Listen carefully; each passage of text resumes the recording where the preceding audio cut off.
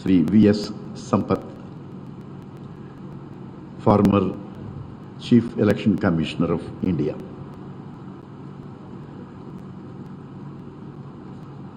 అధ్యక్షులు వారు అనుమతిస్తే సభా కార్యక్రమాన్ని ప్రారంభిస్తాను.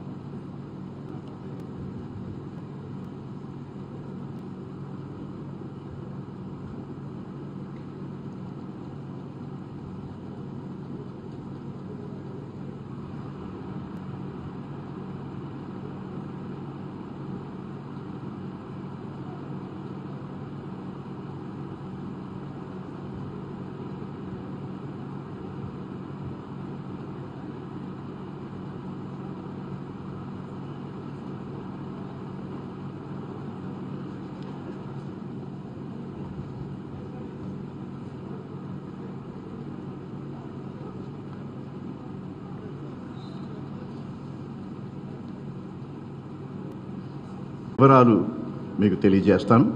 చెప్పండి.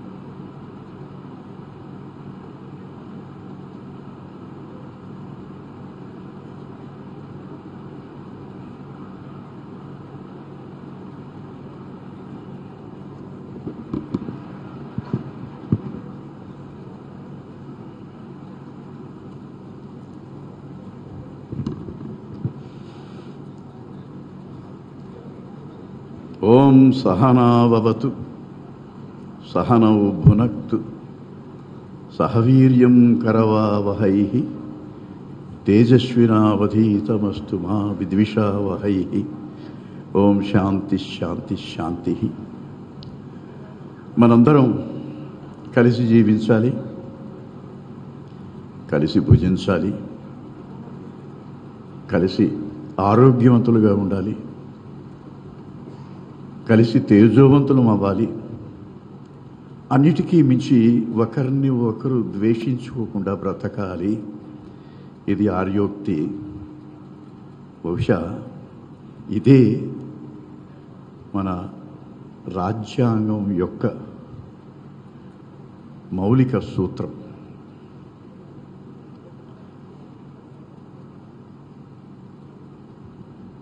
మనకి ఒక రాజ్యాంగం, ఒక ప్రజాస్వామ్య దేశం, ప్రపంచంలోనే అతిపెద్ద ప్రజాస్వామ్య దేశం. We the people of India having solemnly resolved to constitute India into a sovereign socialist secular democratic republic అని ఒక ప్రమాణం చేసుకున్నాం.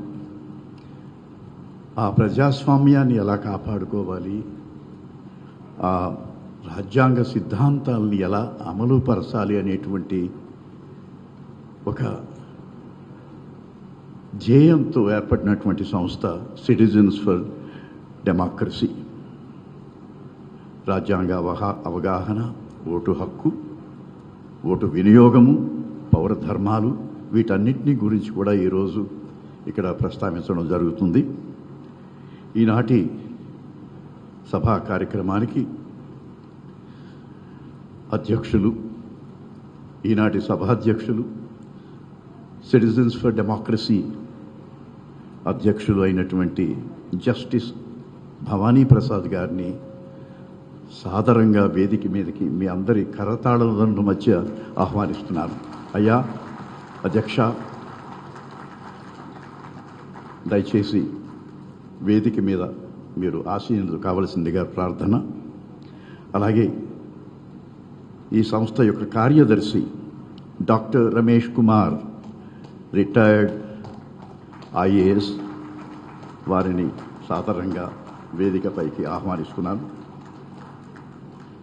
ఈనాటి ముఖ్య అతిథిని పరిచయం చేయడానికి మన పూర్వపు ప్రధాన కార్యదర్శి అయినటువంటి శ్రీ ఎల్వి సుబ్రహ్మణ్యం గారిని వేదిక మీదకి గౌరవపూర్వకంగా వారిని ఆహ్వానిస్తున్నాను. అయ్యా దయచేసి మీరు వేదిక మీద ఆసీనులు కావలసిందిగా కోరుతున్నాను మిమ్మల్ని. డాక్టర్ జంధ్యాల శంకర్ గారు స్వాగతోపన్యాసం చేయనున్నారు. వారిని వేదిక మీదకి సాధారణంగా ఆహ్వానిస్తున్నాను. ఈనాటి ముఖ్య అతిథిని శ్రీ ఎల్వి సుబ్రహ్మణ్యం గారు, జంధ్యాల శంకర్ గారు అందరూ కూడా వేదిక మీదకి వారిని సాధారణంగా తీసుకురావాల్సిందిగా ఒక్కసారి former chief election commissioner of India వారు ఈరోజు ఈ సభలో పాల్గొనడం మనందరికీ ఎంతో గర్వకారణం.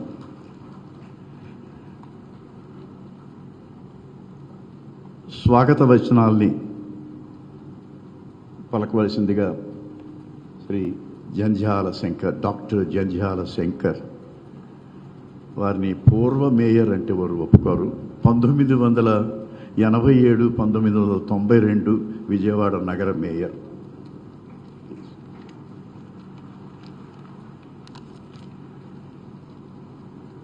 సభకు నమస్కారం. ముఖ్యంగా మన ముఖ్య అతిథి సంపత్ గారికి స్వాగతం. ఈనాటి విశిష్ట సమావేశానికి వచ్చినటువంటి బెజవాడ పౌరులకే కాక ఇతర ప్రాంతాల నుంచి వచ్చిన ప్రజాస్వామ్య సిద్ధాంత భావాలు కలిగినటువంటి వారందరికీ స్వాగతం. నేను, నా కుటుంబం, నా బంధువులు అనే భావంతో మునిగిపోకుండా 35 సంవత్సరాలకు పైగా వివిధ రంగాల్లో ఉన్నత పదవుల్ని అధిరోహించి నీతి నిజాయితీలతో విధులను నిర్వహించి విశ్రాంతి తీసుకున్నటువంటి కొందరు ప్రముఖులు వారి సమయాల్లో కుటుంబ సభ్యులతో మనువులు మనవరాళ్లతో కాలక్షేపం చేయటమే కాకుండా అనేక విశిష్ట ప్రాంతాలను చూస్తూనే మన దేశంలో ముఖ్యంగా మన రాష్ట్రంలో పరిస్థితులను చూసి బాధపడి ఒక సదుద్దేశంతో ప్రజాస్వామ్యంలో పౌరుల పాత్ర అనే భావం వచ్చేట్టుగా సిటిజన్స్ ఫర్ డెమోక్రసీ అనే సంస్థను ప్రారంభించారు. ప్రపంచంలో అతి ప్రాచీన ప్రజాస్వామ్యం ఇంగ్లాండ్ అని, అతి గొప్ప ప్రజాస్వామ్యం అమెరికా అని, అతి పెద్ద ప్రజాస్వామ్యం మన దేశం అని చెప్పి అనుకుంటూ ఉంటారు. మిగతా దేశాల సంగతి ఎట్లా ఉన్నా మన దేశ పరిస్థితిని చూస్తే ప్రజాస్వామ్య వ్యవస్థ ఉండవలసిన స్థితిలో లేదు అని అనిపిస్తూ ఉంటుంది.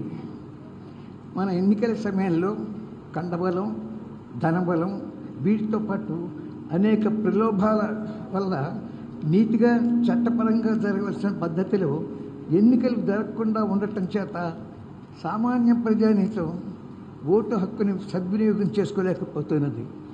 దీనికి తోడు ముఖ్యంగా మధ్యతరగతులకు, ఉన్నత తరగతులకు చెందినటువంటి విద్యార్థుల్లో కూడా ఒక నిర్లిప్తత ఏర్పడంతో వారిలో చాలామంది ఓటు హక్కుని వినియోగించటం లేదు. ఈ కారణాల వల్ల అర్హులైనటువంటి వ్యక్తులు గెలవలేకపోతున్నారు. స్వతంత్రం వచ్చి 76 సంవత్సరాలు గడిచినా కూడా ఇంకా ఎంతోమంది పౌరులు ప్రజాస్వామ్య వ్యవస్థలో ఓటు హక్కుకున్న ప్రధాన ఆశయాలను సరిగ్గా అర్థం చేసుకోలేదు అని అనిపిస్తుంది. ఇది చాలా విచారకరమైనటువంటి విషయం. ఈ అతి ముఖ్యమైనటువంటి విషయాన్ని మన అతిథులు వివరంగా తర్వాత తెలియపరుస్తారు. అన్ని వర్గాల ప్రజలకు ప్రజాస్వామ్య వ్యవస్థ ఎలా ఉండాలి, ఓటు యొక్క ప్రాధాన్యత ఏమిటి, ప్రజాస్వామ్యంలో ప్రజల పాత్ర ఏమిటి, ఓటు వేయకపోతే అది చట్టరీత్యా నేరం అనేటువంటి విషయం అమలు జరగడానికి రాజ్యాంగాన్ని మార్చాలా, అందరూ ఓటు హక్కును వినియోగించుకోవాలి, ఇలాంటి అన్ని విషయాల్ని ప్రచారం చేయటం కోసం ఈ సిటిజన్స్ ఫర్ డెమోక్రసీ ఏర్పడింది. ఎంతో ప్రాధాన్యత వహించబోతున్నటువంటి ఈ సంస్థ ప్రారంభోత్సవం మన బెజవాడలో జరపడానికి నిర్ణయించినటువంటి మా కార్యవర్గ సభ్యులకి ప్రత్యేక ధన్యవాదాలు.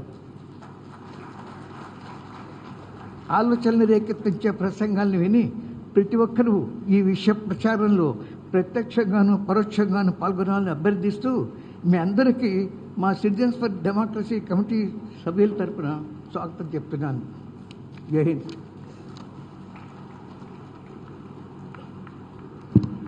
ధన్యవాదాలు డాక్టర్ జంధ్యాల శంకర్ గారు.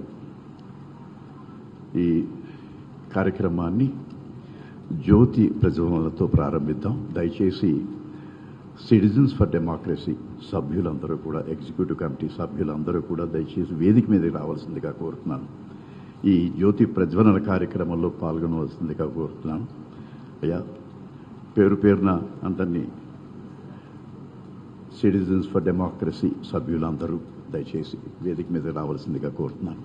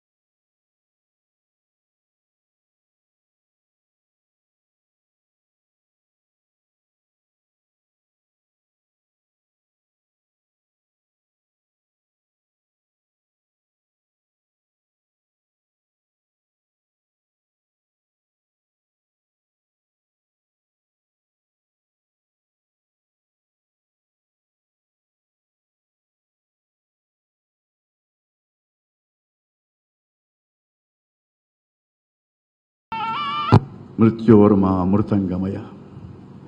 ఓం శాంతి శాంతి శాంతి. మనందరం కోరుకునేది అదే, శాంతి. ఇంట్లో శాంతి, వీధిలో శాంతి, దేశంలో శాంతి, ప్రపంచంలో శాంతి. ఇదందరం మనం కోరుకునేది. ఈ శాంతి ఎప్పుడు లభిస్తుంది అంటే మనం రాజ్యాంగానికి లోబడి ఆ నియమ నిబంధనలు పాటిస్తే తప్పకుండా శాంతి లభిస్తుంది. సభాధ్యక్షులు, సెంటర్ సిటిజన్స్ ఫర్ డెమోక్రసీ అధ్యక్షులు జస్టిస్ భవానీ ప్రసాద్ గారి వారి అమృత వాక్కులను వినిపించవలసిందిగా కోరుతున్నాను.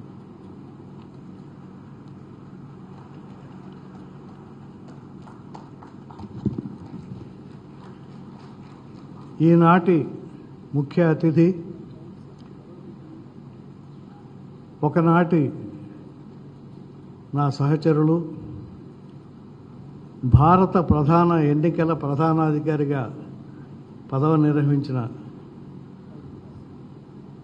యావత్ దేశంలోనూ కీర్తి ప్రతిష్టలు సంపాదించుకున్న, తనకంటూ భారతదేశ చరిత్రలో ఒక స్థానం సంపాదించుకున్న వ్యక్తి శ్రీ విఎస్ సంపత్ గారు.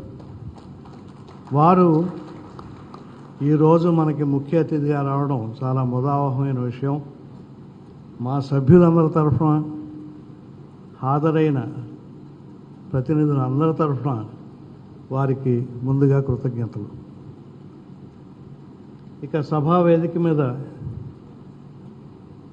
ఈ ప్రయత్నం ప్రారంభం అవడానికి, ఈ ప్రయత్నం కార్యరూపం దాల్చడానికి అహర్నిశలు కృషి చేస్తున్నటువంటి పెద్దలందరూ ఉన్నారు.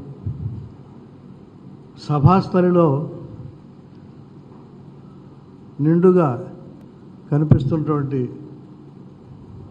ఆహుతులందరినీ చూస్తూ ఉంటే ఈ ప్రయత్నం సఫలం అవుతుంది, ప్రజాస్వామ్యానికి వెలుగు వస్తుంది. భారతదేశం గత వేల సంవత్సరాలుగా విశ్వగురువుగా ఉన్నట్లే విశ్వగురువుగానే కొనసాగుతుందనేటువంటి నమ్మకం నాకు, మా సహచర సభ్యులందరికీ కూడా కలిగింది. ముందుగా ఈనాటి ముఖ్య అతిథి గారి గురించి 2 వాక్యాలు. వారు ఉమ్మడి ఆంధ్రప్రదేశ్ రాష్ట్ర ఇంధన కార్యదర్శిగా, ముఖ్య కార్యదర్శిగా ఉన్న రోజుల్లో నేను న్యాయశాఖ కార్యదర్శిగా ఉండడం జరిగింది. అదే రోజుల్లో విద్యుత్ వ్యవస్థలో సంస్కరణలు రావాలనేటువంటి ఒక ప్రయత్నం దేశవ్యాప్తంగా జరిగింది. ఒరిస్సా రాష్ట్రం వారు విద్యుత్ సంస్కరణల చట్టాన్ని ముందు తీసుకువచ్చారు. వారి తర్వాత భారతదేశంలో విద్యుత్ సంస్కరణల చట్టం తీసుకొచ్చిన 2వ రాష్ట్రం ఆంధ్రప్రదేశ్.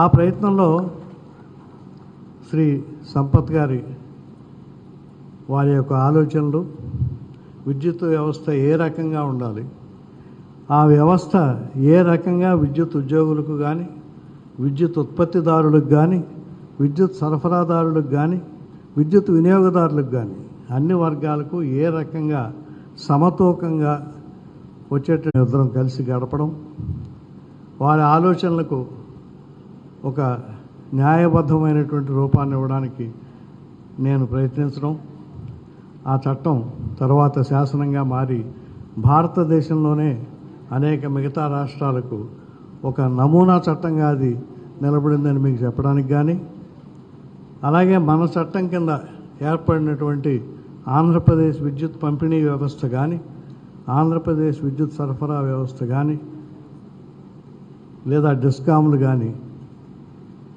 కంపారిటివ్గా మనం మిగతా రాష్ట్రాలతో పోల్చి చూసుకున్నట్లయితే చాలా గట్టిగా, పటిష్టంగా, ప్రజలకు ఉపయోగకరంగా పనిచేస్తున్నటువంటి విషయం మా ఇద్దరికీ కూడా గర్వకారణం. మాకన్నా కూడా ఈ రాష్ట్రంలో విద్యుత్ కార్మికులకు, వినియోగదారులకు మా సంతోషాన్ని ఈ సందర్భంలో వ్యక్తం చేయడంలో తప్పు లేదు అనిపించింది. ఇక ఎన్నికల నిర్వహణ ఏ రకంగా ప్రజాస్వామ్యబద్ధంగా జరగాలనేటువంటి విషయం మీద ఇవాళ కీలక ఉపన్యాసం ఇవ్వడానికి శ్రీ సంపత్ గారు అంగీకరించినందుకు వారికి నా తరఫున, మా సంస్థ సభ్యులందరి తరఫున కృతజ్ఞతలు. ఈ సంస్థ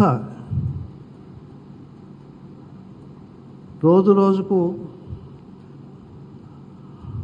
మంచిగా కావడం కన్నా ప్రశ్నార్థకంగా తయారవుతున్నటువంటి వ్యవస్థల్ని మనం ఏదైనా చేసి పూర్వవైభవాన్ని పునరుద్ధరించగలమా అనేటువంటి ఆలోచన నుంచి పుట్టిన సంస్థ ఇది. శ్రీ ఎల్వి సుబ్రహ్మణ్యం గారు ఆంధ్రప్రదేశ్ ప్రభుత్వ మాజీ ప్రధాన కార్యదర్శి, రమేష్ కుమార్ గారు ఆంధ్రప్రదేశ్ మాజీ ప్రధాన ఎన్నికల అధికారి, వారిరువురు కూడా ముందుగా ఈ ఆలోచన రేకెత్తించి మనం ఏదైనా చేయాలి. ఎందుకంటే ఈ సమాజం మనకి 3-4 దశాబ్దాల పాటు సమాజంలో ఒక గౌరవ స్థానం ఇచ్చి, ఉన్నతమైనటువంటి పదవులు ఇచ్చి, మన ఆదరించి మనం నిలబెట్టినటువంటి వ్యవస్థ మన కళ్ళ ఎదుర్కొంటూనే కూలిపోతున్నటువంటి సమయం వచ్చిందేమో అన్నంత భయాన్ని కలిగించేటువంటి స్థితిలో ఉన్నప్పుడు మనం ఏదైనా మనకి తోచింది, మనం చేయగలిగింది ఉంటే మనం చేయాలనేటువంటి ఆలోచన వారికి రావడం, వారు మొట్టమొదటగా గౌరవనీయులు లక్ష్మణరావు గారికి రమేష్ జస్టిస్ అంబటి లక్ష్మణరావు గారు మీరందరూ వినే ఉంటారు. ఇవాళ మన గుంటూరు జిల్లాలో జన్మించి న్యాయవాదిగా కీర్తి ప్రతిష్టలు ఆర్జించి ఆంధ్రప్రదేశ్ హైకోర్టు న్యాయమూర్తిగా, ఆంధ్రప్రదేశ్ హైకోర్టుకు తాత్కాలిక ప్రధాన న్యాయమూర్తిగా, ఆ తర్వాత దేశంలోనే అతిపెద్దదైనటువంటి అలహాబాద్ హైకోర్టుకు ప్రధాన న్యాయమూర్తిగా ఉత్తరప్రదేశ్ రాష్ట్రంలో పనిచేసినటువంటి మహనీయులు. నీతి నిజాయితీలకు మారుపేరు ఎవరైనా ఉన్నారు అని అంటే ఆ రోజుల్లో జస్టిస్ లక్ష్మణరావు గారి పేరు ముందు చెప్పేవారు. అటువంటి వ్యక్తి ఆయన. ఇటువంటి కార్యక్రమాల్లో ఆయనకి అనుభవం ఉండడం, ఆంధ్రప్రదేశ్ రాష్ట్రంలో రెడ్ క్రాస్ సొసైటీకి ఒక రూపు కల్పించి ఆ రెడ్ క్రాస్ సొసైటీని బలవంతరం చేసినటువంటి మనిషి. అలాగే ఎలక్షన్ వాచ్ అనేటువంటి స్వచ్ఛంద సంస్థని కొన్నాళ్ళు నడిపి ఎన్నికలలో తప్పులు జరగకుండా చూడడానికి కృషి చేసినటువంటి మనిషి.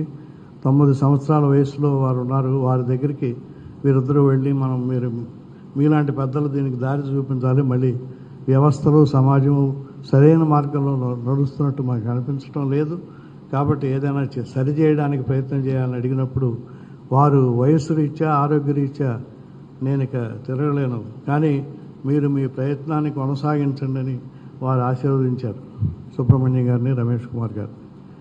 అప్పుడు ఇక సుబ్రహ్మణ్యం గారు, రమేష్ కుమార్ గారు వారితో వివిధ మార్గాలలో వివిధ రూపాలలో కలిసి పనిచేసినటువంటి నాలాంటి వారందరినీ సమకూర్చి, అందులో మేధావులు ఉన్నారు,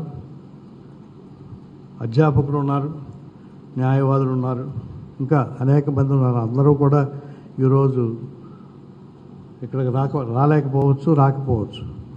కానీ ఈ 15 మంది కాకుండా ఇంకా ఎంతోమంది మేధావులు, అనుభవజ్ఞులు, పెద్దలు దీనికి ఒక స్వరూపం ఇచ్చి మీరు ముందుకు నడిపినట్లయితే బాగుంటుందనేటువంటి ఇచ్చిన ప్రోత్సాహంతో ఈనాడు ప్రజాస్వామ్యం కోసం పౌరులు అనేటువంటి ఈ సంస్థని మనం మొదలుపెట్టుకోవాలని ఒక అంచనాకు, ఒక ఆశయానికి రావడం జరిగింది.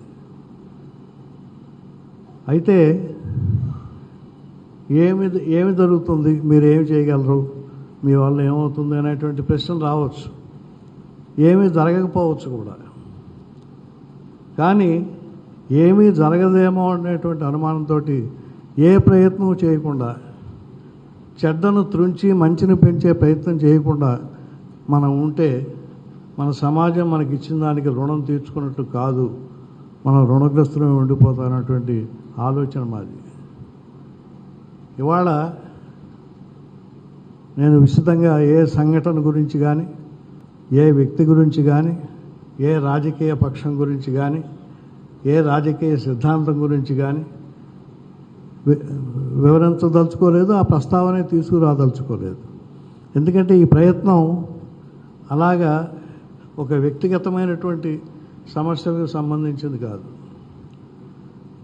సమసమాజ నిర్మాణంలో ఈనాడు భారత రాజ్యాంగంలో భారత ప్రజలు తమకు ఏర్పరచుకున్నటువంటి రాజ్యాంగంలో ఆ పీఠికలో ఏదైతే వాళ్ళు ఆశించారో స్నేహము, సౌభ్రాతృత్వము, సమానత్వము సమానంగా ఉన్నటువంటి భారతదేశాన్ని మేము నిర్మించుకుంటామని అన్నారు. ఆ తర్వాత సామ్యవాదాన్ని, సర్వమత సమానత్వాన్ని కూడా అందులో ఇముడ్చుకున్నారు. ఆ పీఠికలో మనం ఆశించినటువంటి లేదా మన పూర్వీకులు ఆశించినటువంటి ఆ సమాజాన్ని ఈ దేశంలో ఏనాటికైనా తీసుకురాగలమా అంటే ఎక్కడో అక్కడ ఎవరో ఒకరు ఎంతో కొంత ప్రయత్నం మొదలు పెట్టవలసినటువంటి ఆవశ్యకత ఉన్నది. ఆ మొదలుపెట్టే ప్రయత్నమే ఈనాటి ఈ ప్రారంభ సభానాలో నాంది వాచకవనాలు ఏమనాలో నాకు సరైన తెలుగు వస్తుందో రాదో నాకు తెలియదు. కానీ ఎక్కడొక్కడ ఒక మొదలు కావాలి. ఆ మొదలు నిరర్థకమైనది కాదు అనేది ఈనాటి సమావేశం చూసిన తర్వాత నాకు గట్టి నమ్మకం కలిగింది. వచ్చిన వారు ఎవరు? మాజీ వ్యవసాయ శాఖ మార్చులు, ఈ రాష్ట్రంలో రైతుకు మారుపేరుగా నిలిచినటువంటి రాజకీయ నాయకుడు శ్రీ వడ్డీ శోభనాద్రీశ్వరరావు గారు ఈ వయసులో చేతికర్రతో మనిషి సహాయంతో వచ్చి ముందు వరుసలో కూర్చున్నారంటే అది మా సంస్థకు, ప్రజాస్వామ్యం కోసం పౌరులని మేము అనుకున్నటువంటి సంస్థకు ఒక చాలా బలమైనటువంటి ఆశీర్వచనం, పునీతమైనటువంటి ఆశీర్వచనం వారి వల్ల లభించినట్టు అనిపించింది. అలాగనే ఇంకా పెద్దలు, అంటే వారికి నా వయసులో చిన్నవారు, మా మాస్టర్ ప్రసాద్ గారు లైలా కాలేజీలో 1964-65లో నేను పియూసీ చదివినప్పుడు వారు అప్పటికే ఓ 2 సంవత్సరాల ముందు లెక్చరర్గా వచ్చి చాలా కుర్రవాడు యువకుడు. మా మాస్టర్ ప్రసాద్ గారు వచ్చి నన్ను గుర్తుపెట్టావా అని అడిగితే 55 సంవత్సరాల తర్వాత వారిని ఈ రోజును చూసినప్పుడు 80 సంవత్సరాలు దాటినటువంటి ప్రసాద్ మాస్టర్కి కూడా ఒక ఉత్తేజం కలిగించి ఈ సభకు నేను వెళ్ళాలి అని అనిపించగలిగినందుకు నాకు ఒక నమ్మకం కలిగింది. మన ప్రయత్నం వృధా కాదు, మన ప్రయత్నంలో సరైనటువంటి మార్గంలో మనం నడిచినట్లయితే ఎంతో కొంత సాధించగలుగుతాం. ఈనాడు ఒక రష్యన్ విప్లవమో చైనీస్ విప్లవమో ఈ దేశంలో తీసుకొచ్చేస్తామన్నటువంటి అపభ్రంశపు ఆలోచనలు నాకేమీ లేవు. మహాత్మా గాంధీ వల్లనే ఆయన అనుకున్న సత్యమే పునాదిగా కలిగినటువంటి సమాజాన్ని నిర్మించడం సాధ్యం కాలేదు. ఈ దేశానికి స్వాతంత్ర్యం వచ్చిన రోజున మహాత్మా గాంధీ ఢిల్లీలో లేరు.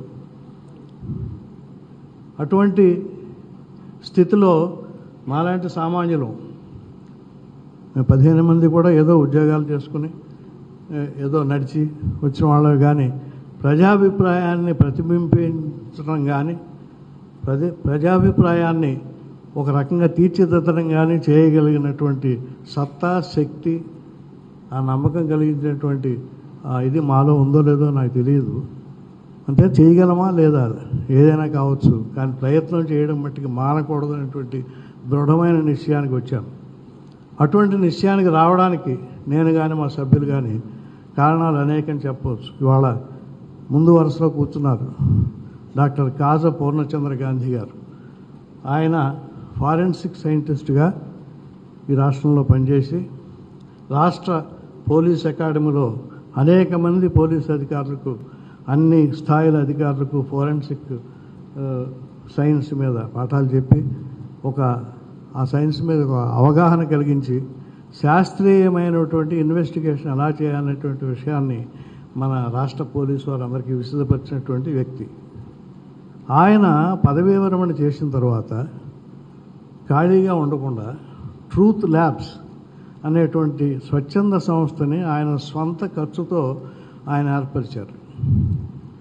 కొన్ని కోట్ల రూపాయలు అవసరం అయితే వారి భార్యాపిల్లల సమ్మతితో వారు కూడా ఆయన ప్రోత్సహించి మీరు చేయండి, సమాజానికి మంచి చేయండి అంటే ట్రూత్ ల్యాబ్స్ని అభివృద్ధి పరిచారు. ఇవాళ ఆ ట్రూత్ ల్యాబ్స్ యొక్క రిపోర్టు, వారి నివేదిక ఏదైనా ఫారెన్సిక్ విషయం మీద వెళ్ళినట్లయితే భారత అత్యున్నత న్యాయస్థానం కానీ రాష్ట్రాల్లో ఉన్నటువంటి ఉన్నత న్యాయస్థానాలు కానీ చాలా విలువనిచ్చి వీరు పంపించిన నివేదికలను అలాగునే ఆమోదించినటువంటి ఆ నమ్మకాన్ని మొత్తం న్యాయ వ్యవస్థలో కలిగించినటువంటి సైంటిస్ట్, శాస్త్రవేత్త డాక్టర్ కేపీసీ గాంధీ గారు.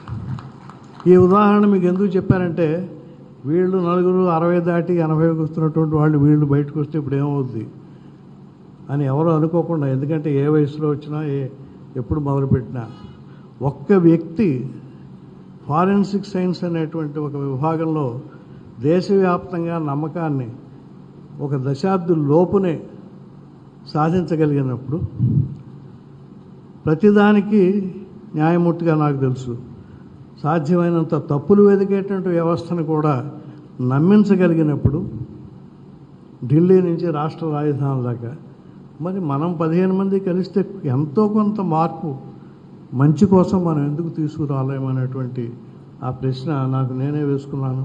నాకు నేనే దానికి పాజిటివ్గా సమాధానం ఇచ్చుకున్నాను.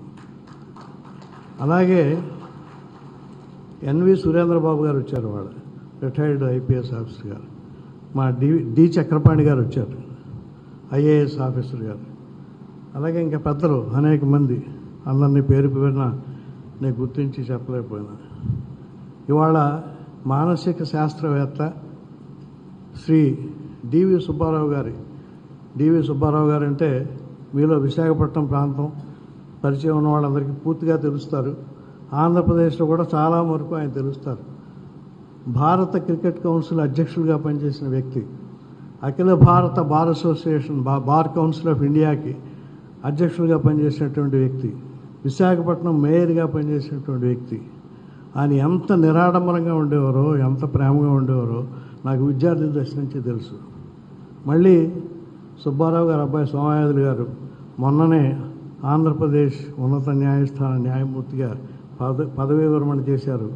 ఒక నిష్పక్షపాతమైనటువంటి న్యాయమూర్తిగా, ఒక మేధావంతులైనటువంటి న్యాయమూర్తిగా ఆయనకు వచ్చిన కీర్తి ప్రతిష్టలు మన సమావేశంలో ప్రధాన న్యాయమూర్తి గారు, మిగతా న్యాయమూర్తులు, న్యాయవాదులు అందరూ కూడా వేణోళ్ల పొగిడారు. సోమయాజులు గారి సతీమణి, సుబ్బారావు గారి కోడలు డాక్టర్ శ్రావణి గారు, ఆమె మానసిక శాస్త్రవేత్త. ఒక మానసిక శాస్త్రవేత్త మనతో కలిశారు కాబట్టి కలుషమైనటువంటి మనసులతో ఉన్న వాళ్ళ మనస్సులు స్వచ్ఛంగా ఎలా మార్చాలో సలహా చెప్పడానికి మనకు ఒక ఆధారం దొరికింది. ఆవిడను ఆధారుగా తీసుకుని చెడ్డవాళ్ళను మంచివాళ్ళగా ఎలా మార్చాలో, నేరస్తులను సమాజంలో కలిసిపోయేటువంటి పౌరులుగా ఎలా మార్చాలో ఆ ప్రయత్నాలన్నీ కూడా చేయడానికి ఇటువంటి వాళ్ళందరూ మనకు అండగా ఉన్నారనేటువంటిది చాలా గర్వకారణం. ఇంకా మాట్లాడండి. కాదంటే మీరు సుబ్రహ్మణ్యం గారు కొంచెం కోపంగా చూసినట్టు అనిపించింది.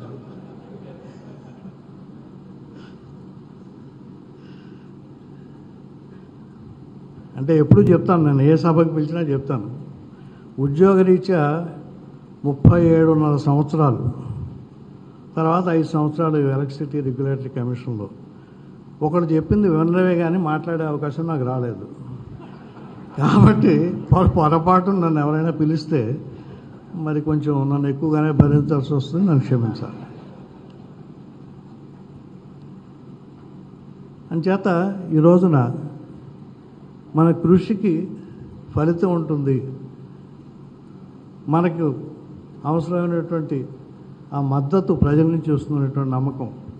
ఉదాహరణకు నరసింగరావు గారని జర్నలిస్టు విశాఖపట్నం నుంచి వచ్చారు. ఆయన కూడా ఎక్కువగా ఈ సాంఘిక సేవా కార్యక్రమాల్లో విద్యుత్ వినియోగదారుల తరఫున పోరాడుతూ ఉంటాడు. ఆయనకు ఈ సాంఘిక పోరాటంలో ఒక పైసా ఆదాయం లేదు, ఒక రూపాయి లాభం లేదు. అదొక పిచ్చి. ఏదో చేయాలి, ఇక్కడ పేదవాళ్ళకి అన్యాయం జరుగుతుంది, అక్కడ రైతులకు ఏదో జరుగుతుంది, ఇదే కార్యక్రమం. ఆయన విశాఖపట్నం నుంచి ఆల్ ది వే ఈ సమావేశానికి వచ్చి మీతో కలిసి నేను పనిచేస్తానని నాకు చెప్పినప్పుడు, ఏం పర్వాలేదు, తెలుగు వాళ్ళంతా మాతో ఉన్నారు, ఆంధ్రప్రదేశ్ నివాసీలందరూ కూడా ఈ ప్రయత్నాన్ని తప్పకుండా ప్రోత్సహిస్తారు, మంచి కోసం జరిగేటువంటి ఈ పోరాటంలో మనం వెనుకగా నిలుస్తారనేటువంటి నమ్మకం నాకు కలిగింది.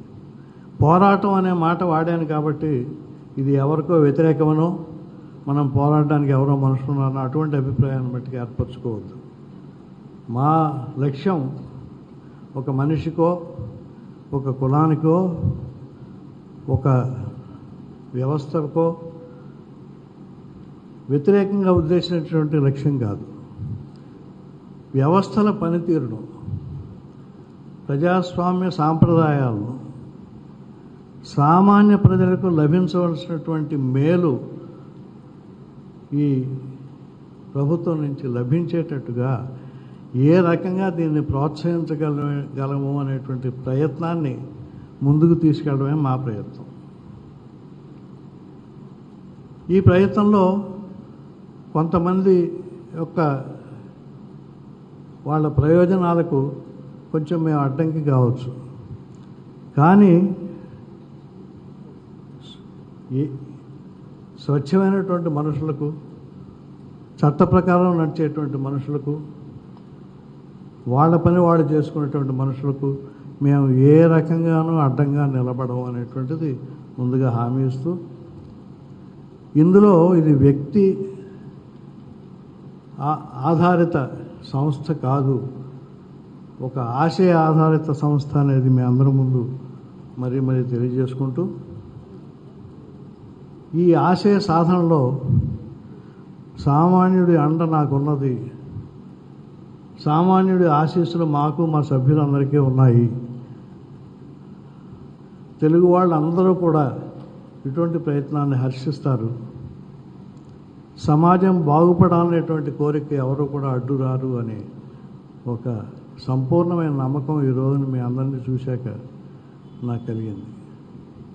ఈనాడు మనం దురదృష్టవశాత్తు అనేకమైనటువంటి సంఘటనలు చూస్తూ ఉన్నాం. ఇవాళ మణిపూర్లో కానీ లేదా ఎక్కడ ఏదో ఒక ప్రాంతంలో ఎవరి మీదైనా వ్యవస్థ కోపం వస్తే బుల్డోజర్తో వారి ఇల్లు కూలగొట్టేస్తారు అని అన్నారు. బుల్డోజర్తో ఇల్లు కూలగొట్టే ముందు ఒక నోటీస్ కానీ, ఒక విచారణ కానీ, ఒక ఉత్తర్వు కానీ ఏమీ ఉండవు. సపరివార సమేతులై పోలీసు వారు వచ్చి మీ ఇల్లు కూలగొట్టి వెళ్ళిపోతారు. నిజంగా మీరు మంచివాళ్ళు కాకపోవచ్చు, మీరు నేరస్తులు కావచ్చు, ఏదైనా కావచ్చు, కానీ మీ ఇల్లు కూలగొట్టే ముందు భారత రాజ్యాంగం ఏర్పరిచినటువంటి వ్యవస్థ ప్రకారం వాడికి ఒక అవకాశం ఇవ్వాలనేటువంటిది కూడా పాటించని స్థితిలోకి ఈ రాజ్యం వెళ్ళిపోతే రేపు అది మీకు జరగచ్చు, నాకు జరగచ్చు, ఎవరికైనా జరగచ్చు. భారత రాజ్యాంగం ఉద్దేశించేది అది కాదు. మహనీయులు మహాత్మా గాంధీ గారు, జవహర్లాల్ నెహ్రూ గారు, ఆనాటి రాజ్యాంగ సభ అధ్యక్షుడు రాజేంద్ర ప్రసాద్ గారు, వారందరూ ఉద్దేశించింది ఈ రకమైన రాజ్యం కాదు. ఒక హత్య చేసిన వాడికి కూడా, ఒక మానభంగం చేసిన వాడికి కూడా, లేదా అంతకన్నా క్రూరమైనటువంటి నేరాలు చేసిన వాడికి కూడా వాడిని పట్టుకుంటే వాడి నేరం రుజువయ్యే వరకు వాడు అమాయకుడే అని చెప్పారు మన శాస్త్రం. వాడిని నేరం కూడా ఏ రకంగా రుజువు చేయాలని చెప్పారు. ఏ రకమైనటువంటి అనుమానాలకు తావులేనటువంటి రుజువును చేయాలని చెప్పారు. ఏ మాత్రం అనుమానం ఉన్నా కూడా సాక్ష్యం మీద లేదా వ్యవస్థలు చెప్పినటువంటి విషయాల మీద ఏ మాత్రం అనుమానం ఉన్నా కూడా ఆ నేరస్తుడు అనబడేవాడిని మనం శిక్షించడానికి వీలు లేదని చెప్పారు. అటువంటి దేశంలో ఈనాడు మీ ఇల్లు ఎవరు పడగొట్టేస్తారో, ఎందుకు పడగొట్టేస్తారో తెలియకుండా, మిమ్మల్ని జైల్లో ఎందుకు పెడతారో, ఎందుకు వదిలేస్తారో తెలియకుండా, మీ మీద కేసు ఎందుకు బుక్ చేశారో, ఎందుకు చేయరో తెలియకుండా బతకడం అనేటువంటిది దుర్భరమైన పరిస్థితి అని నాకైతే అనిపిస్తుంది. మీలో అందరికీ ఏమనిపిస్తుందో నాకు తెలియదు. ఇది ఒక రాజకీయమైనటువంటి ప్రసంగం కాదు. సాంఘిక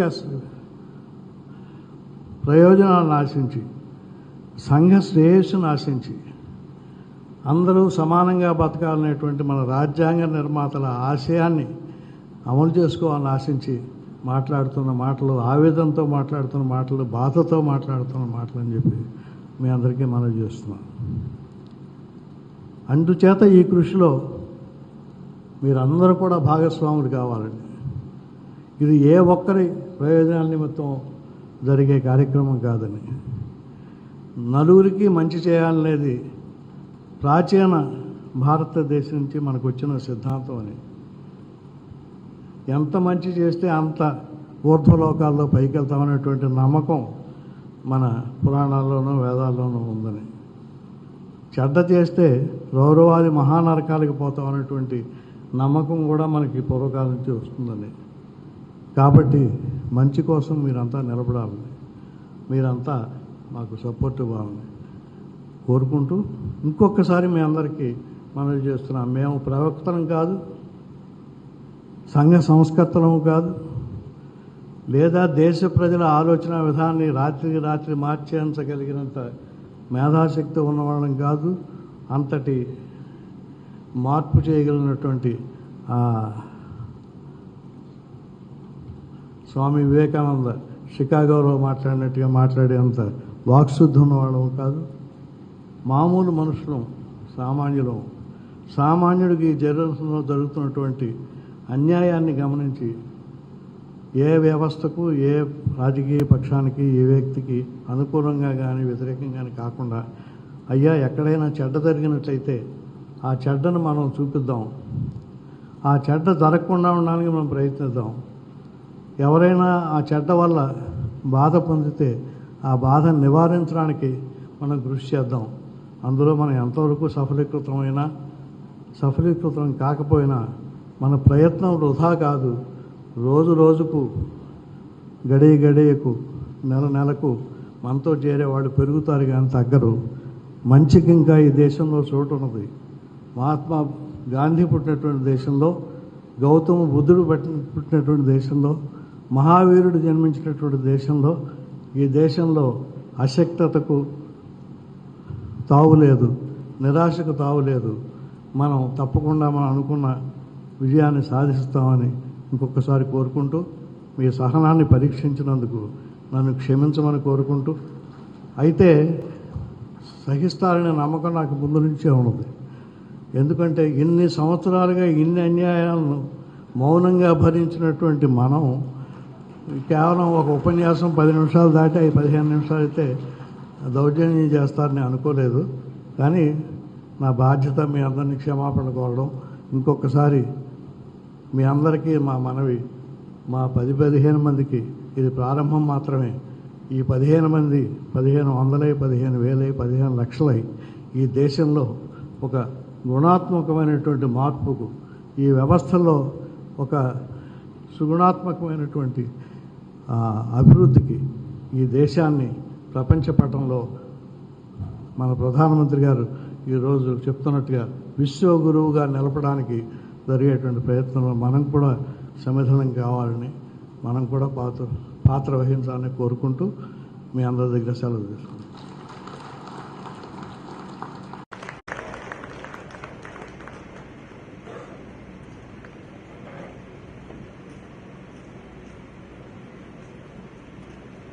ఒక్క క్షణం కావాలని ఆగాను. కారణం ఏంటంటే అధ్యక్షుడు వారి ఆలోచన ఒక్కసారి పెట్టలేదు. వెళ్ళాలి, వెళ్ళాలి, చెవుల్లోంచి మెదడులో వెళ్ళాలి, మెదడులోంచి మనస్సులోనికి వెళ్ళాలి. ఆలకించు, ఆలోచించు, ఆచరించు. ఈ 3 ఆగి గుర్తుపెట్టుకుంటే ఇప్పుడు కూడా మంచి జరుగుతుంది. ఆలకించు, ఆలోచించు, ఆచరించు. క్రియాశక్తి సత్వే భవతి మహతాన్నోపకరణే అన్నారు. వారు ఉపన్యాసంలో చురు ప్రయత్నం చేస్తున్నాను. ఒక మహావృక్షానికి చిన్న కంటికి కనబడినటువంటి విత్తనం పీలకం మూలమవుతుంది. అలాగే వారి ఉపన్యాసం తప్పకుండా మనలో ఆలోచనలు రేకెత్తిస్తుంది. సమానత్వం, సమన్వయం, వ్యక్తిగత స్వేచ్ఛ, వీటన్నిటికీ కూడా బహుశా ఈరోజు బీజాలు పడుతున్నాయి. అమ్మని, నాన్నని, గురువుని, దేశాన్ని ఎవరైతే ప్రేమిస్తారో, ఎవరైతే పూజిస్తారో, ఎవరైతే గౌరవిస్తారో వాళ్లే ఆస్తులు సంపాదించకపోయినా ఆనందంగా జీవిస్తారని నా అభిప్రాయం. నమస్కారం. మరి కార్యదర్శి అంటే దీనికి రూపకల్పన చేసి ఈ సిటిజన్స్ ఫర్ డెమోక్రసీ అనేటువంటిది ప్రజల్లో ఒక చైతన్యాన్ని కలిగించడానికి కారకమైనటువంటి డాక్టర్ రమేష్ కుమార్ గారు వారి ప్రసంగాన్ని మనకి ఇప్పుడు వినిపిస్తారు. డాక్టర్ రమేష్ కుమార్ రండి.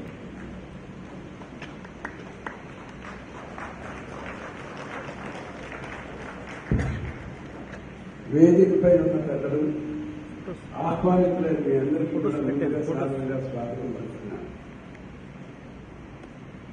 భారతదేశంలో ప్రజాస్వామ్య వ్యవస్థ 1950లో ఆవిష్కరించబడుతుందని మనం అందరూ అనుకుంటున్నాం. నిజమే.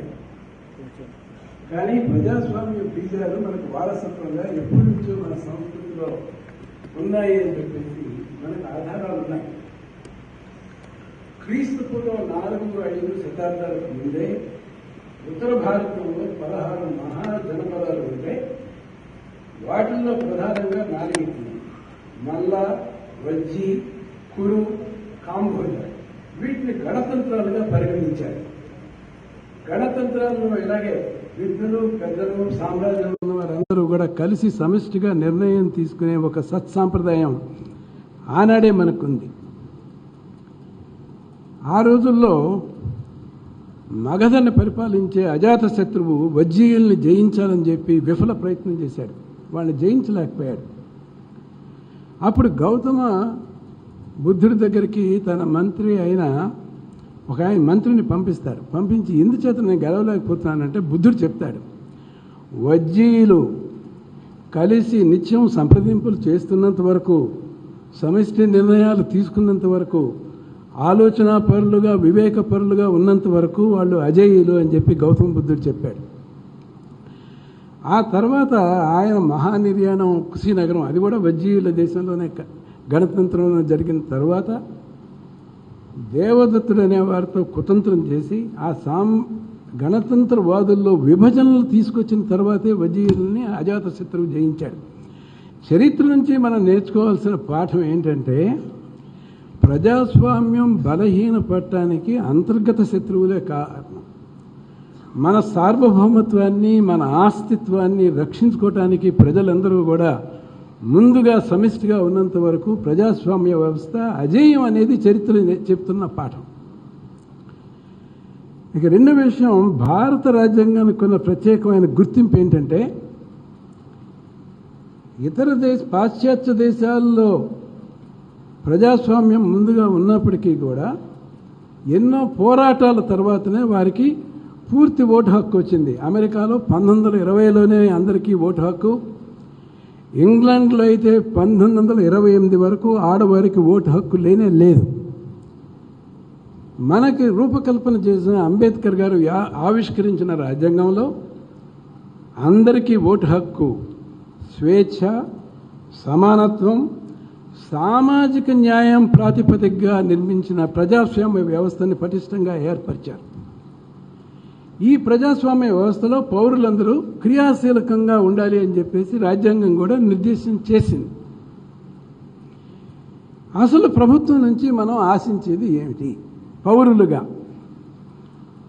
సుపరిపాలన. సుపరిపాలన అంటే అవినీతి రహితమైన పరిపాలన. ఎన్నికైన ఏ ప్రభుత్వం అయినా ప్రజల హక్కులకి, ప్రజల సంపదకి కాపలాదారు మాత్రమే. మన నెత్తి మీద కూర్చుని స్వారీ చేసేవారు మాత్రం కానే కాదు. ఈ ప్రజలకు చెందిన సంపదని పన్నుల రూపంగా వచ్చే ఆదాయానికి జవాబుదారీగా ఉండాల్సిన బాధ్యత ప్రభుత్వానికి. అవినీతికి దూరంగా సుపరిపాలన ప్రభుత్వాలు విధిగా అందించాలి. లేకపోతే వాటికి మనుగడ లేదు, ప్రభుత్వానికి మనుగడ లేదు, అటువంటి పాలన చేసే వాళ్ళకు కూడా మనుగడ కూడా ఉండదు. రెండోది సమన్యాయం. గెలిచిన తర్వాత నా మద్దతుదారులకే న్యాయం చేస్తాను, నాకు ఓటు వేయని వారందరూ నాకు శత్రువులు, వారిని నేను అణిచివేస్తాననే ధోరణి ప్రజాస్వామ్యంలో కుదరదు. ప్రభుత్వ ఫలితాలు అర్హులందరికీ సమానంగా చెందాల్సిందే. చెందకుండా రాగద్వేషాలతో గనక పరిపాలన గనక చేసినట్లయితే న్యాయస్థానాలు కూడా వాటిని ఉపేక్షించవు. న్యాయ సమీక్షలో భాగంగా వీటన్నిటినీ కూడా న్యాయస్థానాలు కూడా సమీక్షించి సమన్యాయం జరిగేలాగా చూస్తాయి. ఇక మూడవది స్వేచ్ఛ. ఎప్పుడు స్వేచ్ఛ వస్తుంది? రాజ్యాంగ వ్యవస్థ ద్వారా పాలన జరిగితేనే ప్రజలకు నిజమైన స్వేచ్ఛ వస్తుంది. రాజ్యాంగం విధించిన విధి విధానాలు కాకుండా నేను అనుకున్నది ఏదైనా చెల్లుబాటు అవుతుంది, నేను చెప్పిందే వేదం అని చెప్పి ప్రభుత్వం కనుక అనుకున్నట్లయితే అది రాజ్యాంగ విరుద్ధం. అది సుపరిపాలన కాదు, దుష్పరిపాలన అవుతుంది.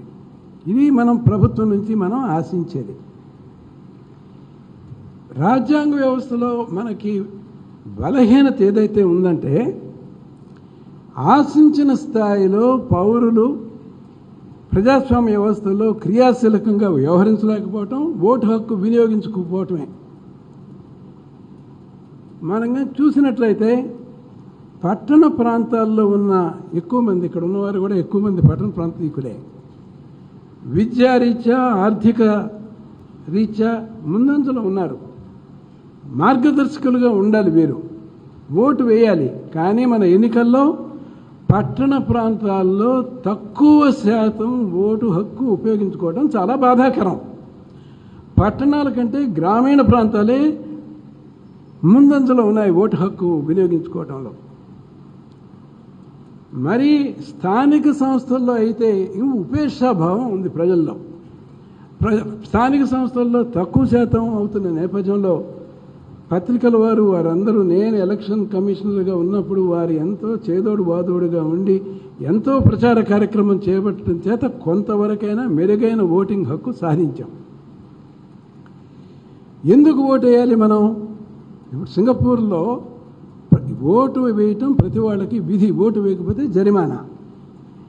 ఓటు వేయకపోతే ప్రజాప్రతినిధుల దగ్గర నుంచి జవాబుదారీతనాన్ని మీరు ఎలా ఆశిస్తారు? మీకేం నైతిక హక్కు ఉంది? మన నాయకులు మాకు చేయలేదంటే నువ్వు ఓటు వేసావా, చైతన్యవంతుడిగా ఉన్నావా, ఇవేమీ లేకుండా నిరాసక్తత, ఈ వ్యవస్థ మారదు అని నిరాశవాదానికి నేను ఖండిస్తా ఉన్నా.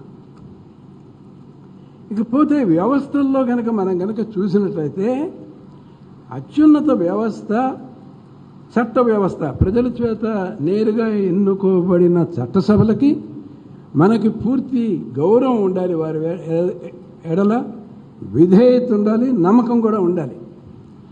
నేను 7 సంవత్సరాలు రాజ్భవన్లో గవర్నర్ గారికి ప్రధాన కార్యదర్శిగా, ముఖ్య కార్యదర్శిగా ఉండి చట్టసభల్ని దగ్గర నుంచి చూసే మంచి అవకాశం కూడా నాకు వచ్చింది. చట్టసభల్లో జరగాల్సింది ఏమిటి? ప్రజా సమస్యల మీద లోతైన చర్చ, దాని మీద విశ్లేషాత్మకంగా, తులనాత్మకంగా చర్చ జరిగి లోటుపాట్లు కనుక ఈ చర్చల ద్వారా కనుక వచ్చినట్లయితే ప్రజా ప్రయోజనాలు రక్షించబడతాయి. అది గతంలో కనుక చూసినట్లయితే అటువంటి చర్చ జరగట్లేదు అనే ఒక వాదన వినిపిస్తున్న నేపథ్యంలో ప్రధాన కారణం ఏంటంటే, ప్రతిపక్షాలకి సంఖ్యతో సంబంధం లేకుండా చట్టసభల్లో కానీ ప్రజాస్వామ్య వ్యవస్థలో ఒక ప్రత్యేక స్థానం ఉంది. ప్రతిపక్షాలు చిన్నవైనా పెద్దవైనా వాళ్ళందరినీ గుర్తించాలి, వారు చెప్పింది సావకాశంగా వినాలి, దాంట్లో ఉండే మంచి స్వీకరించాలి, దానివల్ల ప్రజాహితం జరగాలి. ప్రతిపక్షాల వైపు అసహనత, రాగద్వేషాలతో కనుక వ్యవహరిస్తే చట్టసభలు ఆశించిన మేరకు పనిచేయవనేది నిజం. ఇది నేను దేశవ్యాప్తంగా జరుగుతున్న పరిణామాలు మాత్రమే చెప్తున్నా. చట్టసభల్లో ప్రధానంగా బడ్జెట్ రూపకల్పన, ప్రజల ద్వారా వచ్చిన ఆదాయాన్ని ప్రజాహితం కోసం ఎలా చేస్తున్నారు అనేది ఒక ముఖ్య భాగం. బడ్జెట్ రూపకల్పన ఎలా చేసినా బడ్జెట్ ఆమోదం పొందే ముందు నేను చూసింది, నేను డిప్యూటీ సెక్రటరీ స్థాయి నుంచి ఆర్థిక శాఖలో పనిచేసినప్పుడు పెద్దలు శోభనేశ్వరరావు లాంటి వారు ఉన్నారు. ప్రతి పద్దు మీద చర్చ జరిగేది. ప్రతిపక్ష నాయకులు ప్రతి పద్దులో ఆ శాఖ తాలూకు లోటుపాట్లు సూచించేవారు. దాంతో అధికారుల్లో అప్రమత్తత ఉండేది. మనం చేసే తప్పులను గమనిస్తున్నాము, సర్దుబాటు చేసుకోవాలి అనే ఒక విచక్షణ ఉండేది. ఇప్పుడు గిలిటిన్ ద్వారా పద్దులన్నీ ఆమోదం పొందడం చాలా బాధాకరం. దీంట్లో భాగంగా సిఏజీ వ్యవస్థ గురించి నేను 1-2 విషయాలు మాత్రం చెప్పదలుచుకున్నాను. సిఏజీ వ్యవస్థ రాజ్యాంగం ఏర్పరిచింది. కేంద్ర ప్రభుత్వం, రాష్ట్ర ప్రభుత్వాలు ఆర్థిక క్రమశిక్షణ ఫైనాన్షియల్ కోడ్ ప్రకారం జరుగుతుందా లేదా లోటుపాట్లను ఎత్తి చూపాల్సిన బాధ్యత సిఏజీది. ముసాయిదా నివేదిక కనుక ప్రభుత్వం కనుక స్పందించకపోతే ఆ నివేదిక తుది నివేదిక అవుతుంది. మన రాష్ట్రంలో కూడా నేను ఈ సిఏజీ నివేదికల్ని నిశ్చితంగా నేను పరిశీలన చేస్తుంటాను. నాకున్న అనుభవం మేరకు, నాకున్న ఆసక్తి మేరకు వాళ్ళు అనేక రకాల లోపాలు చెప్పారు. అయితే నేను స్పెసిఫిక్ లోపాలకి వెళ్ళి నేను సంఖ్యలు ఇవన్నీ చెప్పాల్సిన ఉద్దేశం లేకపోయినా వాళ్ళు చెప్పిన ప్రధాన అంశం ఏంటంటే రుణభారం పెరిగిపోతుంది, ఉత్పాదక వ్యయంలో మనం వెనకబడి ఉన్నాము, ఎఫ్ఆర్బిఎం దేని నిబంధనలకి అనుగుణంగా చర్యలు తీసుకోవట్లేదు, విఘాతం జరుగుతున్నాయి అన్నారు. ఇవన్నీ కూడా తీవ్రమైన విమర్శలే, అవి ఆర్థికపరమైనవి. ఇటీవల కాలంలో మామూలుగా పాలనాపరమైన సూచనలు సిఏజీ అత్యంత అరుదుగా చేస్తుందని చెప్పి సభాముఖంగా మీకు తెలియజేస్తా ఉన్నా. మొన్నటికి మన సిఏజీ ఏం చెప్పారు? రాష్ట్రంలో ఏర్పరిచిన గ్రామ సచివాలయ కార్యాలయ వ్యవస్థ 72, 73 రాజ్యాంగ సవరణకి విరుద్ధంగా ఉన్నాయి అని చెప్పేసి నిర్విధంగా వాళ్ళు చెప్పి విస్మయం కూడా వ్యక్తం చేశారు. వార్డు కమిటీలు ఉండాలి, వార్డు కమిటీలో ప్రజలు ఉండాలి, వాళ్ళు సమిష్టిగా నిర్ణయం తీసుకోకుండా పైనుంచి ఉన్న అధికారుల పెత్తనం ఇది సబబు కాదు, ఇది 72, 73 అధికరణ స్ఫూర్తికి వ్యతిరేకం అన్నారు. అసలు 72, 73 అధికరణలో ఏముంది? 72, 73 అధికరణల ద్వారానే స్థానిక సంస్థలకి ఒక రాజ్యాంగ పరంగా ఒక ప్రత్యేక స్థానము, గుర్తింపు ఇవ్వబడింది. విధులు, నిధులు దానివల్ల ఏర్పరిచాయి. నేను ఆ వ్యవస్థలో పనిచేశాను. నిర్దిష్ట కాలంలో చట్టసభలతో మాదిరిగానే వీటి లోకల్ బాడీ గవర్నమెంట్స్ కూడా విధిగా ఎన్నికలు జరపాలి. చాలామందికి తెలుసు, పక్కనున్న తమిళనాడులో స్థానిక సంస్థలకి 15 సంవత్సరాలు పైబడి ఎన్నికలే జరపలేదు. 3 సంవత్సరాల క్రితం మొట్టమొదటిసారి స్థానిక సంస్థల ఎన్నికలు తమిళనాడులో జరిగాయని చెప్పేసి నేను మనవి చేస్తా ఉన్నా. ఈ రాజ్యాంగ సవరణ కూడా లేకపోతే అవి కూడా జరిగి ఉండేవి కాదు. అంచేత మనం రాజ్యాంగ స్ఫూర్తిని మనం గుర్తించాలి. ఇంకోటి నేను పత్రికల ద్వారా చూస్తుంది ఏంటంటే రాష్ట్రంలో సర్పంచులందరూ ఆందోళన బాటలో ఉన్నారు. ఈ వాలంటీర్ల వ్యవస్థ మూలంగా ఉత్సవ విగ్రహాలుగా మిగిలిపోయాం, మాకు విధులు లేవు, నిధులు లేదు, గౌరవం లేదు, కునారెల్లుతున్నాం అని చెప్పేసి ఆందోళన బాటలో ఉన్నారు. యాక్చువల్గా వీరందరిలో ఎక్కువ మంది అధికార పార్టీ సానుభూతి పరులు, అధికార పార్టీకి చెందిన వారే. పెద్ద విజయాలు సాధించారు కూడా వారు. నేనే ఆ ఎలక్షన్స్ కూడా కండక్ట్ చేశాను. ఇది ప్రజాస్వామ్యానికి హితవు కాదు. దీన్ని మనం సరిదిద్దుకోవాలి. సరిదిద్దుకోకపోతే ప్రజాస్వామ్యానికి పునాది వంటి స్థానిక సంస్థలు బలహీనపడతాయి. అది బలహీనపడితే, పునాది కనుక బలహీనపడితే వ్యవస్థ బలహీనపడుతుందనేది నిర్విధాంశం. ఈ లోటుపాట్లు ఇలా ఉన్నప్పటికీ ఆశాజనకంగా కూడా కొన్ని విషయాలు ఉన్నాయని చెప్పేసి విజ్ఞులు అంటున్నారు. గతంతో పోలిస్తే ఈ రాబోయే ఎన్నికల్లో పౌరుల్లో స్పందన బాగా ఉండబోతుంది. పెద్ద సంఖ్యలో ఓటర్లు ప్రజాస్వామ్య ప్రక్రియలో పాల్గొంటున్నారు అనే ఆశాభావాన్ని వారు వినిపిస్తున్నారు. దీనికి కారణం ఏంటి? ఇది శుభ పరిణామమే నా ఉద్దేశంలో. ఇది కనుక జరిగితే భారతదేశం ఖ్యాతి అంతర్జాతీయంగా అనేక రంగాల్లో భారత రంగం గణనీయమైన ప్రగతి సాధించిన విషయం మీకు అందరికీ తెలుసు. ఆర్థికంగా ఈరోజు బలమైన స్థానంలో ఉన్నాం. అంతర్జాతీయంగా మనం G20 సదస్సు జరుపుకొని అంతర్జాతీయ గుర్తింపు తెచ్చుకుని ప్రపంచంలో ప్రముఖ దేశాల జాబితాలో మనం కూడా ఈరోజు ఉంటాం. మన అందరికీ గర్వకారణం. మనం కానీ మన పిల్లలు కానీ విదేశాల్లో ఉన్నవాళ్ళు ఎక్కడన్నా కనుక ఉంటే, ఓ యు ఆర్ ఫ్రమ్ ఇండియా అని అంత గర్వంగా చెబితే మనం ఎవరు గర్వించని తండ్రి ఎవరుంటారు? గర్వించని తల్లి ఎవరుంటుంది? అంతరిక్ష యానంలో కూడా మనం గణనీయమైన మనం ప్రగతి సాధించాం. మనలో ఉన్న లోటుపాటు ఉన్నప్పటికీ స్థిరత్వం వచ్చింది, పటిష్టమైన రక్షణ వ్యవస్థ ఉంది. మనకి చుట్టూ ఉన్న మనకి ఉన్న ఒత్తిడులు ఉన్నప్పటికీ కూడా మనం ప్రబలమైన శక్తిగా మనం అందరం కలిసి నిలబడ్డాం కూడా. ఇలా నిలబడి మనం అందరం కూడా సార్వభౌమత్వ విషయాలకి, తర్వాత ఆస్తిత్వ విషయాల్లో మనం కలిసి పటిష్టంగా ఉండాల్సిన అవసరం ఉంది. అలా జరుగుతుంది. ఇది సుపరిణామం. ఇందువల్ల ఓటర్ శాతం కూడా పెరుగుతుంది. కానీ ఓటర్గా మనం చేయాల్సింది ఏమిటి? మీరు ఓటు హక్కు ఉపయోగించుకోవాలని పోలింగ్ స్టేషన్ కనుక వెళితే మీ ఓటు హక్కు కనుక లేకపోతే ఎంత నిరాశ చెందుతారు? ప్రతి ఎలక్షన్లోనూ జరిగే తంతు ఇదే. ఎంతోమంది ఓటు హక్కు వినియోగించుకోవాలని చెప్పి పోలింగ్ స్టేషన్ ఫలానా అని చెప్పేసి వెళ్తాం. అక్కడికి వెళ్తే నీ ఓటు గల్లంతైందని చెప్పడం, నిరాశపడటం. ముందుగానే మరి సరి చూసుకోవాలి కదా. మనకు ఓటర్ల జాబితా ఉంది. ఓటర్ల జాబితాలో మనం ఉన్నామా, ఏ పోలింగ్ స్టేషన్లో మనం ఉన్నామని సరి చూసుకోవటానికి మనకెందుకు అలసత్వం? ఇది విధిగా మనం చేసుకోవాలి. అయితే అంటారు ఓటర్ల జాబితా లోపభూయిష్టంగా ఉన్నాయి. నిజమే. ప్రయాణం మనం చెడు నుంచి మంచికి, ఒక మంచి మార్గానికి, బెటర్ దీనికి ప్రయత్నం చేస్తున్నాం. ఓటర్ల జాబితాలో ఉన్న వాటిల్లో లోపాలు సవరించుకోవడానికి ఎలక్షన్ కమిషన్ ఎన్నో సమగ్రమైన సూచనలు ఇంతకుముందు చేసింది. విధిగా మీరు రుజువులతో కనుక ఫామ్ 6 కనుక ఇస్తే ప్రతి వారికి ఓటు రావాల్సిందే. నాకే ఓటు వచ్చింది. అలాగే మీ చుట్టుపక్కల వారిలో దొంగ ఓట్లు కనుకుంటే ఫామ్ 7తో ప్రతి వ్యక్తి 5గురిని ఛాలెంజ్ చేయొచ్చు. ఈ 5గురు మా చుట్టుపక్కల ఉన్నవారు దొంగ ఓట్ల వారు, ఇక్కడ ఎవరు లేరు, అసలు ఇటువంటి ఇల్లు లేదు, ఇటువంటి మనుషులు లేరు అని మనం కూడా చెప్పచ్చు. పౌరుల మీదే బాధ్యత కాదు, అధికారుల మీద కూడా బాధ్యత ఉంది.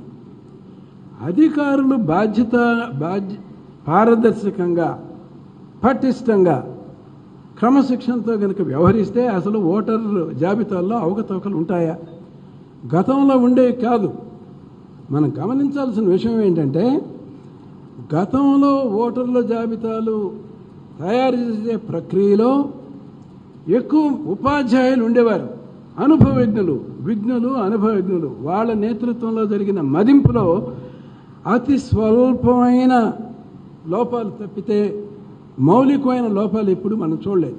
ఈ రోజున వాలంటీర్స్ బూత్ లెవెల్ ఆఫీసర్సే, గ్రామ సచివాలయ సిబ్బంది అధికారులే, అంగన్వాడీలో పనిచేసి క్రమబద్ధీకరించని వారు కూడా బిఎల్ఓస్గా పనిచేస్తున్నారు. నేను వాళ్ళని తప్పు పట్టట్లేదు, వాళ్ళకి అనుభవం లేదని చెప్తున్నాను, అవగాహన లేదు అని చెప్తున్నాను. అందుకనే లోపాలు వస్తున్నాయి. కానీ ఈ తుది బాధ్యత ఎవరు వహించాలి? ఈఆర్ఓ, ఎడిషనల్ ఈఆర్ఓదే తుది బాధ్యత. కింద వారు కనుక సరైన పద్ధతిలో కనుక చేయకపోతే, లోపాలు కనుక ఉంటే, దాన్ని సవరించకపోతే మీది బాధ్యత. మీరు ఒత్తిడితో పనిచేయాల్సిన అవసరం లేదు. మీరు పారదర్శకంగా పనిచేయండి. కావాల్స్తే ఎలక్షన్ కమిషన్ ఎక్కువ టైం ఇవ్వడానికి సిద్ధంగా ఉంది. నేను ఈ సభాముఖంగా ఒక నిర్మాణాత్మక సూచన సిఎఫ్డి తరఫున, నా తరఫున ఆచరణ యోగ్యమైన ఒక సూచన చేయదలుచుకున్నాను. వస్తున్న డిసెంబర్లో ఇప్పటికే ఆగస్టు 20 నుంచి సెప్టెంబర్ 20 దాకా మదింపు చేసిన ప్రక్రియ పర్యవసానంగా ఒక ఆవిష్కరణ కాబోతుంది, ఒక ఎలక్టరల్ రోల్.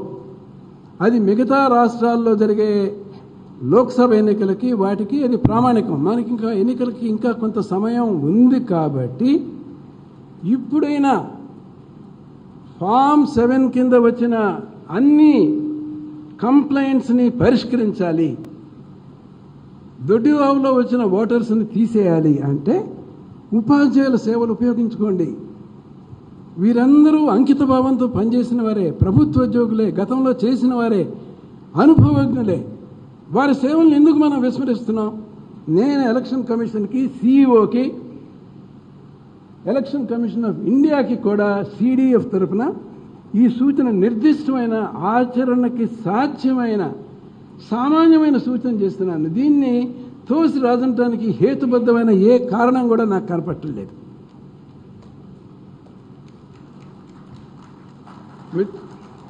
మిత్రులారా, ప్రజాస్వామ్యంలో 10 చేతులు కలిసి పనిచేస్తేనే ప్రజాస్వామ్యం బలపడుతుంది.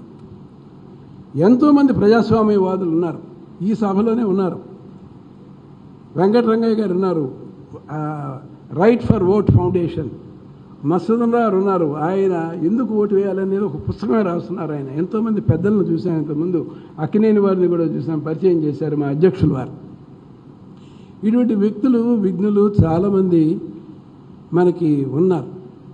వాళ్ళ స్ఫూర్తితో సిడిఎఫ్ అనేది, సిడిఎఫ్ వలన తులనాత్మకంగా గుణాత్మకంగా అన్ని మార్పులు వస్తాయి, సమాజం అంతా అయిపోతుందని నాకు ఎటువంటి భ్రమలు నాకు లేవు, మీకు కూడా ఉండకూడదు. ఇది ఒక చిన్న ప్రయత్నం. ఉన్న అనుభవాల దృష్ట్యా సిడిఎఫ్ ఒక వారధిలాగా ఉండి, సంధానకర్తలాగా ఉండి, ప్రజాక్షేత్రంలో ఉండే సమస్యలు ఏవైతే ఉన్నాయో, ఎవరికైనా ఓటు లేకపోవటము, ఓటు రాకపోవటము, దొంగ ఓట్లు తొలగించడము, ఇట్లాంటివి ఏదన్నా కనుక ఉన్నట్లయితే ఇటువంటి ఫిర్యాదుల్ని సేకరించి ఎలక్షన్ కమిషన్కి నివేదించడానికి ఒక వేదిక కాబోతున్నాం. దానికి సాంకేతిక పరిజ్ఞానాన్ని వాడబోతున్నాం. ఇప్పుడు మన ముఖ్య అతిథి ఒక వెబ్సైట్ని ప్రారంభించబోతున్నారు, ఎంపవరింగ్ డెమోక్రసీ. ఈ వెబ్సైట్ ద్వారా కంప్లైంట్స్, సిటిజన్స్ నాకు సంబంధించిన ఎలక్షన్ సంబంధించిన ఏ కంప్లైంట్స్ ఇచ్చినా ప్రతి ఒక్క కంప్లైంట్ని సంబంధిత అధికారులకు కూడా చేరవేయడానికి అవకాశం ఉంటుంది. వీలైతే ఒక టోల్ ఫ్రీ నంబర్ లాంటి దాన్ని కూడా పెట్టి ఒక హెల్ప్ లైన్ కూడా చేయాల్సిన అవసరం కూడా ఉంది. చేయాలి, చేస్తాం కూడా. ఇది ఎలక్షన్ కమిషన్ కూడా చేస్తుంది. ఎలక్షన్ కమిషన్ కూడా టోల్ ఫ్రీ నంబర్ ఉంది, దయచేసి దాన్ని కూడా ఉపయోగించుకోవాలి.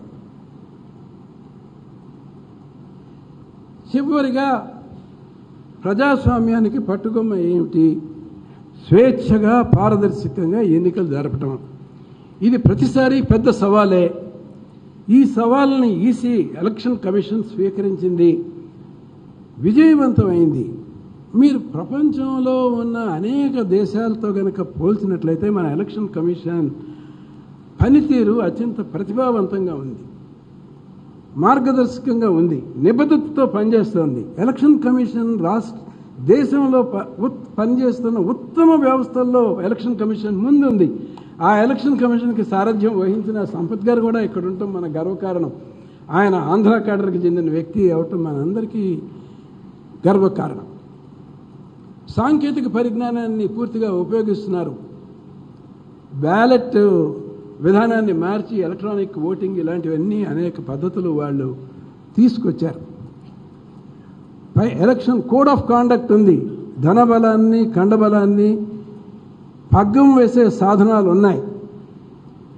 సిటిజన్స్కి ఈ విజిల్ అని చెప్పి ఒక వ్యవస్థను కూడా ఏర్పరిచారు. ఈ విజిల్ ద్వారా వచ్చిన ఏ కంప్లైంట్నైనా ఎలక్షన్ కమిషన్ అత్యంత సీరియస్గా తీసుకుని దాన్ని పరిష్కరిస్తుంది. మేము కూడా సంధానకర్తగా ఉండి ప్రజాక్షేత్రంలో ఎన్నికలు జరుగుతున్న సమయంలో కానీ అంతకు ముందు కానీ ఎన్నికల్లో ఉన్న అక్రమాలు ఏవైతే ఉంటాయో వీటన్నిటినీ వడబోత వేసి పైవారి దృష్టికి తీసుకొచ్చి వారు పరిష్కరించేదాకా వారిని ప్రశ్నిస్తూనే ఉంటామని చెప్పి సభాముఖంగా మనవి చేస్తున్నాం. అది సిడిఎఫ్ చేయాల్సిన నిర్మాణాత్మకమైన పని. ఆ పని చేయాలి, దానికి సాంకేతిక పరిజ్ఞానాన్ని కూడా మనం ఉపయోగించుకోవాలని చెప్పేసి మేము భావిస్తున్నాం. అయితే మనం మరొకటి ఏంటంటే ప్రజాస్వామ్యంలో ప్రజాస్వామ్య విలువలు కాపాడటానికి అందరూ చేసే కృషి ఎంత ముఖ్యమో ప్రెస్ ద్వారా ప్రజాస్వామ్యానికి చేస్తున్న కృషి విలువ కట్టలేంది. ఫ్రీ ప్రెస్ కనుక లేకపోతే అసలు అక్రమాలు జరుగుతున్న సంగతే బహిర్గతం కావు. అనేక సందర్భాల్లో అనేక ఒత్తిళ్లను కూడా ఎదుర్కొని ప్రెస్ నిర్భయంగా జరుగుతున్న లోపాలని ఎప్పటికప్పుడు వ్యవస్థలో జరుగుతున్న లోపాలు దృష్టికి తీసుకొస్తున్నారు. అంచేత నేను ప్రత్యేకంగా ప్రెస్ మీద నాకు ప్రత్యేక అభిమానం. అందుకనే దాన్ని మనం ఫోర్త్ ఎస్టేట్ అంటున్నాం. ప్రజాస్వామ్య వ్యవస్థలో ప్రెస్కి ప్రత్యేక వ్యవస్థ ఉంది. ప్రెస్ నుంచి వచ్చిన నిర్మాణాత్మకమైన గుణాత్మకమైన సూచనలు కూడా మనం తీసుకోవాలి. మార్షల్ మెక్లూహన్ అంటాడు, the media is the message.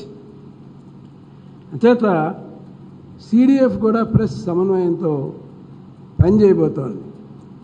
చివరిగా నేను మనవి చేసేది ఏంటంటే, ప్రజాస్వామ్యానికి ప్రధాన శత్రువు ఏంటంటే మంచి వాళ్ళలో ఉన్న ఉదాసీనత, మంచి వాళ్ళలో స్పందన లేకపోవటం, మంచివాడు పట్టించుకోపోవటం. చూడండి, మన భోపాల్లో 12 ఏళ్ల అమ్మాయి మీద అత్యాచారం జరిగినప్పుడు సమాజంలో ఎవరు ముందుకు వచ్చారు? ఒక్క ఆశ్రమం ముందుకు వచ్చింది. మన దేశ పరువు కాపాడింది.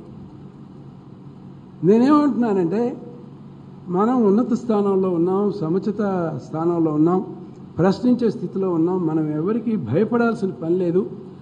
నిర్భయంగా ప్రజాక్షేత్రంలో, ప్రజాస్వామ్య క్షేత్రంలో ఉన్న తప్పుని తప్పు, ఉప్పుని ఉప్పుగా చెప్పే ధైర్యం ఉండాలి. మంచివాడు చెప్పకపోతే విషయానికి ఎవరు చెప్పగలుగుతారు? అందుకనే ఓటు హక్కు ప్రతివారు వినియోగించుకోవాలి. ఓటే మన చేతిలో ఉండే ఆయుధం. దానికి మించి మనకేమీ సాధన సంపత్తి లేదు. నేనైతే ఓటుని ఉపయోగించుకోవాలని, దుగ్గిరాలలో జరిగే ఓటింగ్లో మొదటి గంటలో వరుసలో ముందుండి ఓటు వేయాలని చెప్పేసి నేను అనుకుంటున్నాను. అందరూ కూడా అదే నిబద్ధతతో నా ఓటును కాపాడుకుంటాను, నా ఓటుని వేస్తాను, నా ఓటుని సద్వినియోగం చేస్తామని కూడా మీరు ఒక దీక్ష పూనాలని చెప్పి నేను సభాముఖంగా మనవి చేస్తూ, ఇంకా ముఖ్య అతిథి ప్రసంగం ఉంది. ఆయన ఇంకా ఎన్నో విషయాలు, స్వేచ్ఛాయుతంగా ఎన్నికలు ఎలా జరపాలి అనే విషయం గురించి వారు చెప్పబోతున్నారు. నేను కూడా ఆసక్తిగా దాని గురించి ఎదురు చూస్తున్నాను. ప్రజాస్వామ్యం మీద నమ్మకంతో, ప్రజాస్వామ్యవాదం మీద కొంత విశ్వాసంతో మీరందరూ కూడా మీ అమూల్య సమయాన్ని వెచ్చించి ఇవాళ వచ్చినందుకు నేను ప్రత్యేకంగా మీ అందరికీ కృతజ్ఞతలు తెలియజేస్తున్నాను. ప్రచార మాధ్యమాల ద్వారా ఈ విషయాలు తెలుసుకుంటున్న రాష్ట్రంలో పౌరులందరికీ కూడా నేను ప్రత్యేకంగా నా శుభాభినందనలు వినమ్రంగా తెలియజేస్తూ మీ అందరి దగ్గర సెలవు తీసుకుంటున్నాను. జై హింద్.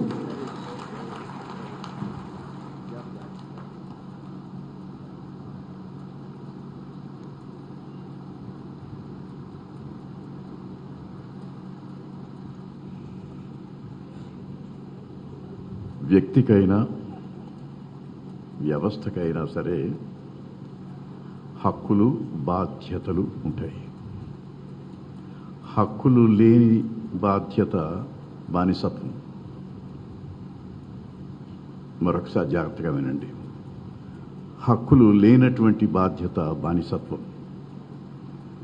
బాధ్యత లేనటువంటి హక్కు రాక్షసత్వం. ఎప్పుడు కూడా హక్కులు బాధ్యతలు రైలు పట్టాలాగా పక్క పక్కనే వెళ్ళాలి అనేటువంటిది మనకు చాలా బహుశా క్లుప్తంగా డాక్టర్ రమేష్ కుమార్ గారు వివరించారు. ఒకసారి బాధ్యతలు గుర్తెరుగుదాం. అలాగే హక్కులు కూడా ఏమిటి అని తెరచి రాజ్యాంగాన్ని కనీసం పఠించి తెలుసుకుందాం. ప్రతి ఇంట్లో కూడా భారత రాజ్యాంగం, ది కాన్స్టిట్యూషన్ ఆఫ్ ఇండియా, ఒక పుస్తకం ఉండాలి, దాన్ని చదవాలి. ఇది నా విజ్ఞప్తి. తరువాత ముఖ్య అతిథిని శ్రీ ఎల్వి సుబ్రహ్మణ్యం గారు పరిచయం చేయబోతున్నారు. వారి భావాలు కూడా వ్యక్తం చేయబోతున్నారు. ఆ తర్వాత ముఖ్య అతిథి వారి అమృత హస్తాలతో ఒక వెబ్సైట్ను కూడా ఆవిష్కరించబోతున్నారు. ఇప్పుడు శ్రీ ఎల్వి సుబ్రహ్మణ్యం గారిని ముఖ్య అతిథిని పరిచయం చేసి వారి భావాలని వ్యక్తం చేయవలసిందిగా కోరుతున్నాను.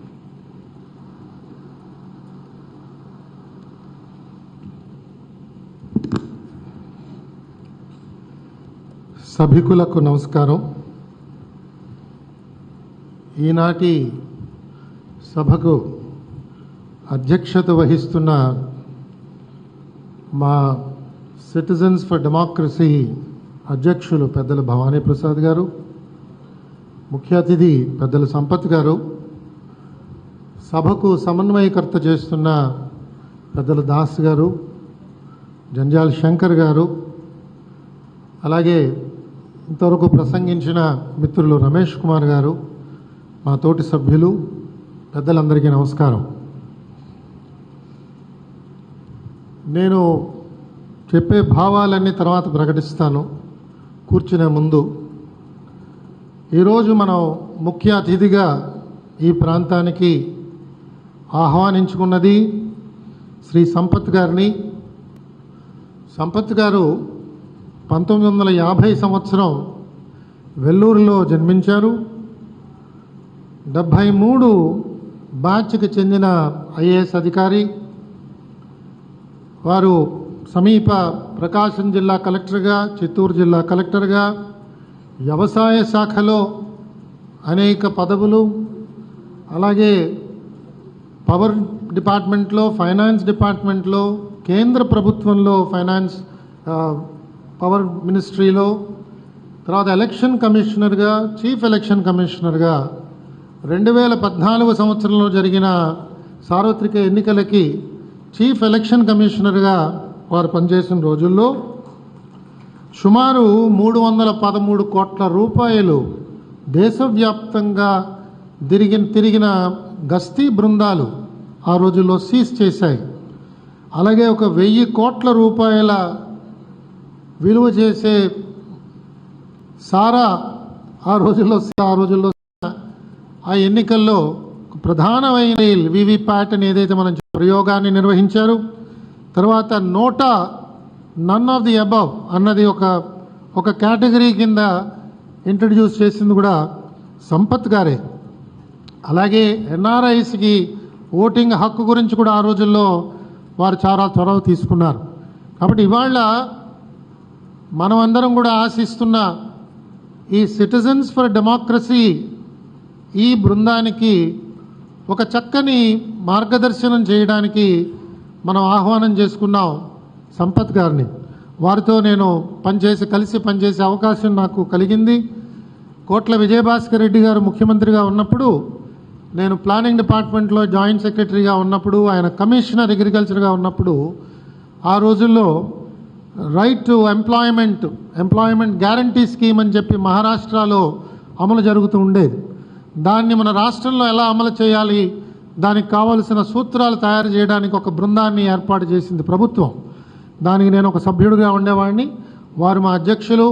మేము ఆ రోజుల్లో కర్ణాటక, మహారాష్ట్ర అక్కడికి వెళ్ళి రాలేగాం సిద్ధి, పిడో వాటర్ షెడ్డు, పవనార్ ఇవన్నీ వెళ్ళి తిరిగి ఆ ప్రాంతాల్లో ఏ విధంగా ఎంప్లాయ్మెంట్ జనరేషన్ వర్క్స్ జరుగుతున్నాయి, ఆంధ్రప్రదేశ్ రాష్ట్రంలో ఎలా చేస్తే బాగుంటుంది అని స్టడీ చేయడానికి మేము అందరం కూడా ఒక 2-3 వారాలు కలిసి ప్రయాణం చేసే క్షణం.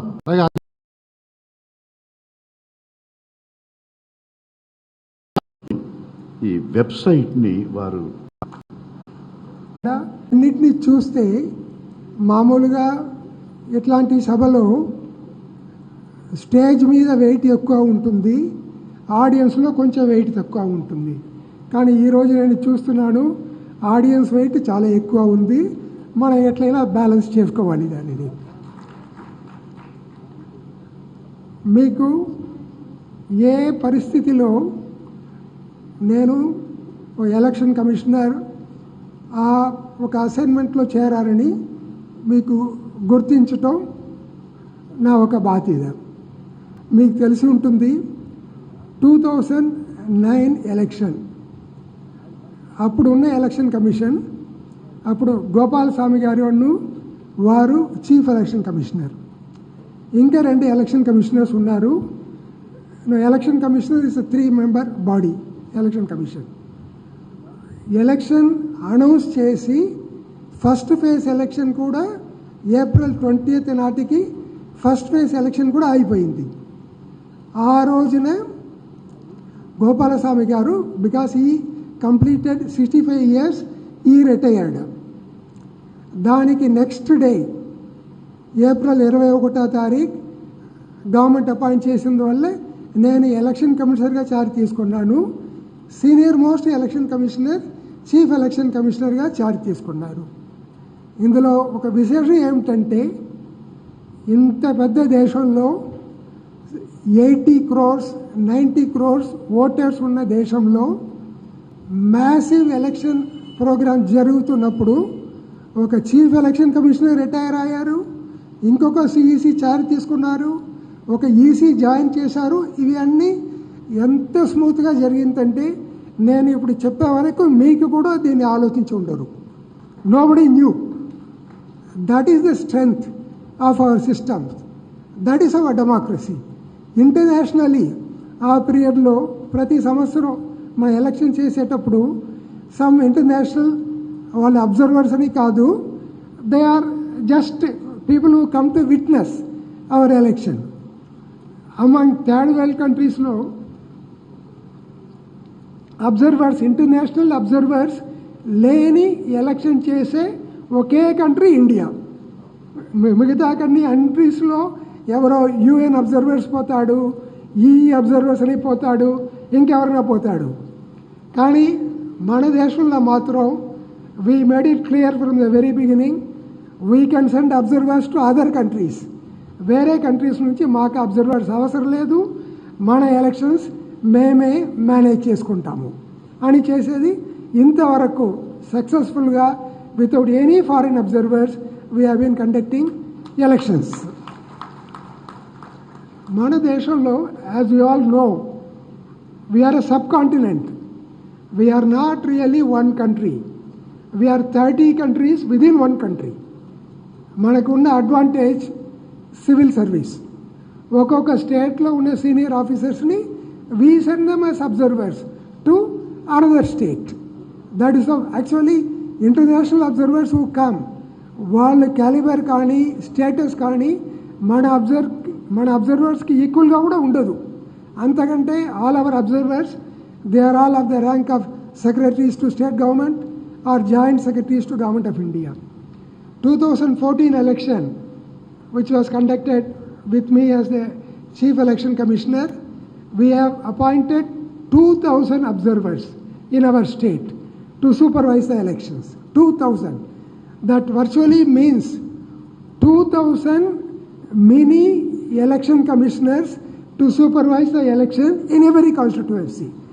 Anywhere like ఇప్పుడే చెప్పారు కదా, ఏదైనా ఎక్కడైనా ఇర్రెగ్యులారిటీస్ ఉంటే, తప్పుడు జరిగితే వెంటనే దృష్టికి తీసుకురావాలి, రెమెడియల్ యాక్షన్ తీసుకురావాలి. దానికి that is the role of the election commissioners. And clear instructions election commissioner ఒక కాన్స్టిట్యుయెన్సీకి whether it is assembly or parliament పోయేటప్పుడు నోటిఫై చేయాలి. I am so and so, I am the election commissioner appointed for this constituency. People who have got any grievance can bring it to my notice. ఇదంతా మామూలుగా we ignore, పెద్దగా మనం పట్టించుకోవడం. ఇప్పుడు with this kind of awakening which you are showing, this is something that election commissioner every day, if there are 10 irregular dealings in one assembly constituency, 10 complaints should go to him. And మేము అక్కడ election కమిషన్లో we will be asking them ఎన్ని complaints వచ్చినాయి, ఏం action తీసుకున్నారు అని మనం అడుగుతాము. కాబట్టి all these things have a value, they have a justification, కానీ మనం యూజ్ చేసుకోవాలి. ఫర్ ఎగ్జాంపుల్, ఎవరిని హర్ట్ చేయడానికి కోసం నేను చెప్పడం కాదు, మన ఎలక్ట్రల్ రోల్ వెబ్సైట్లో ఉంది, in the website of the election commission.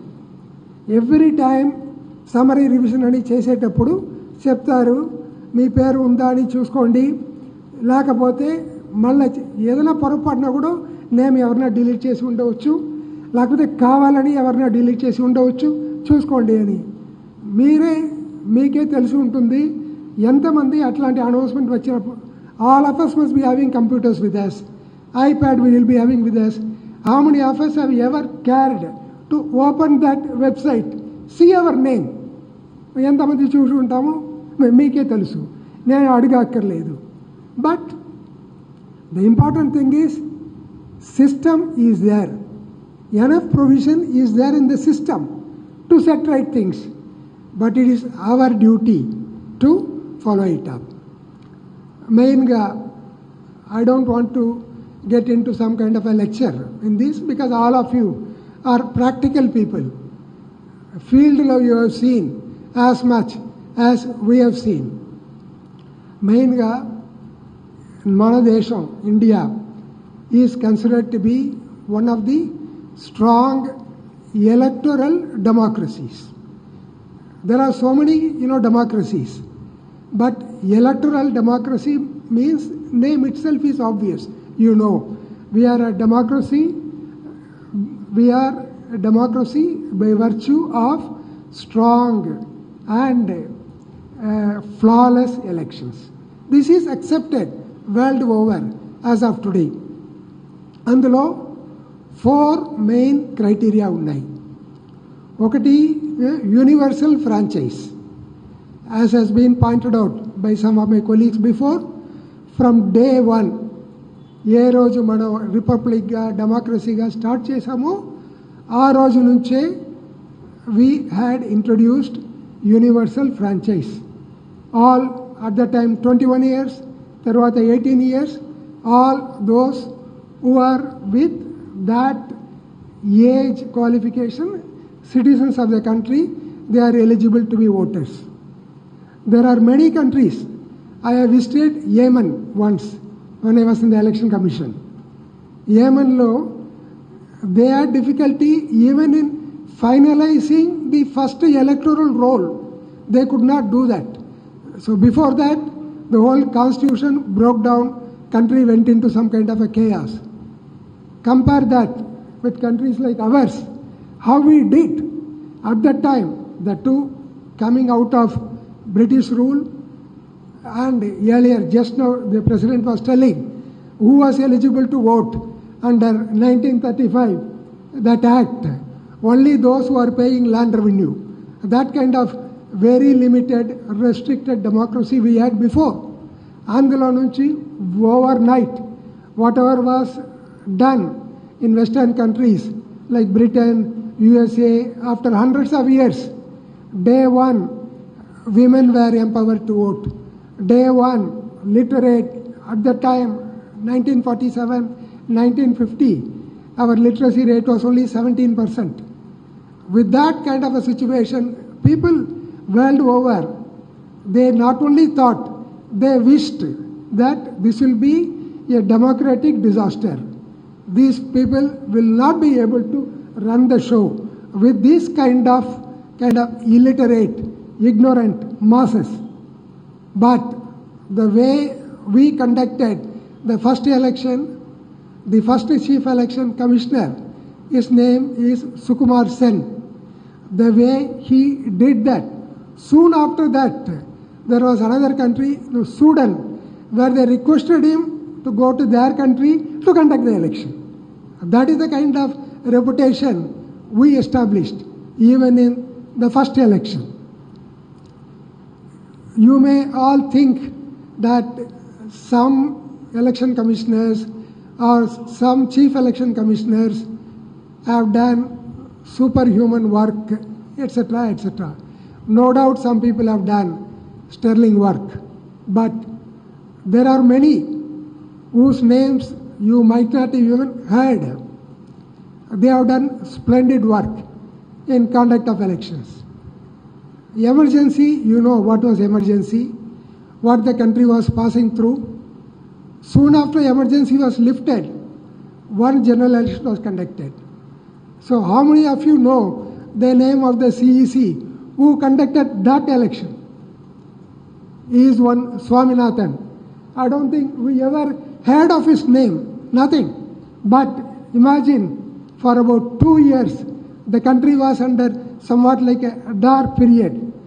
So soon after that election, he conducted so successfully, there was a change of regime. There was absolutely no flaw in that election. Similarly, in 89-90, that was again watershed period in our country. That time, again, it is common knowledge to everyone. Whenever there is a very strong government, the institutions become weak. This, I need not tell, so everybody knows. So always, strength of these things are in inverse proportion. That was the period when the ruling party at the center, I don't want to name the parties, had more than 400 MPs. Perhaps that was the strongest parliamentary government in the history of India. At that time, the parliament election at that time. So how many of you know the name of that person? He is Mr. Peri Shastri, who is an Andhra. He did that election, again a flawless election. Like that, we have such glorious, of course, again, unfortunately, he was the only chief election commissioner to die in office. He died when he was a CEC. After that, of course, the legendary Session, he became the chief election commissioner. Today we are talking of security in the elections. In most of the states, this is not a reflection on local police force, but for whatever reason, people want central security forces. This is fashion. నేను సిఈసిగా ఉన్నప్పుడు we went to Bihar. Normally elections, first elections 6, 7, 8, 9 అని ఉంటాయి. బీహార్ వెళ్ళినప్పుడు usually before any state election డెఫినెట్గా we will at least go for one meeting of the commission, one visit of the commission, so in which we meet all the political parties, whoever seeks appointment. Actually, you could also note, because election commission visit will be well publicized, not only the political parties, their representatives, others who want to meet also, who have something to represent, we call them. In such meeting, in one such meeting, the then Chief Minister of Bihar, who is today also Chief Minister, he came. He said, మీరు ఏదైనా చేసుకోండి, ఎన్ని faces అయినా పెట్టుకోండి, have 7 faces, 10 faces, 20 faces, but every polling station we want central security force. He was a Chief Minister. Police was under his control, but still he said, we want central police force in every polling station. That has become. In 2014 election, we had deployed 2,000 companies of central police in addition to lakhs and lakhs of state police in every state. The 2,000 also, it was an election which was conducted in phases, about 7 phases or so. That means actual force deployed was 14,000 central security force, companies, 14,000 companies with force multiplier effect. That is the way elections are conducted. But for all these things, though it takes some time, people will always compare that with 1967, 1962, when whole country went to poll on one day, on the third day or fourth day results will be announced. So why is the election commission is not able to do all these things? People used to compare also with Pakistan, because Pakistan usually does in one day and they announce the result also same day or the next day. We can't do even what Pakistan is doing, but there are merits here, there, everywhere. Now, do you know how this central security force was obtained for use of the election commission? When Mr. Session was the CEC, once he asked for one company of central security force for one by-election. Government of India did not give even that. They did not give any response, just kept quiet. Then Session made an announcement, until central security force is given, I will not hold any election. For 3 months, he did not hold any election. Then the matter went to Supreme Court. The Supreme Court called Government of India, Election Commission representative. They told the Government of India, whatever force Election Commission wants, you give. Go and discuss with them. Those of you watch about events leading to the election, last event before the announcement of election will be the discussions with Home Secretary, whether it is a parliament election or a state election, because we get the power, we get the central forces only through Home Secretary.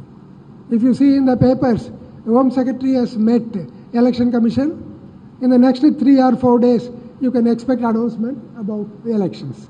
So this is how system works there. Parliamentary elections, so far, whatever, of course, we also take into account force available, whether it is at state level or at central level. Taking that into account, we request whatever is our legitimate request is made available. Ramesh was mentioning about electoral roll. Electoral roll importance గురించి underestimate మాత్రం చేయలేము. An election can be won or lost more than 50% by manipulating the electoral roll. Don't take the electoral roll lightly.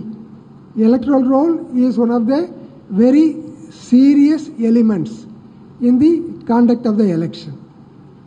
Usually, of course, since Andhra will be going to the polls along with the parliamentary polls, so you will be governed by the same electoral rolls revision which takes place from now on.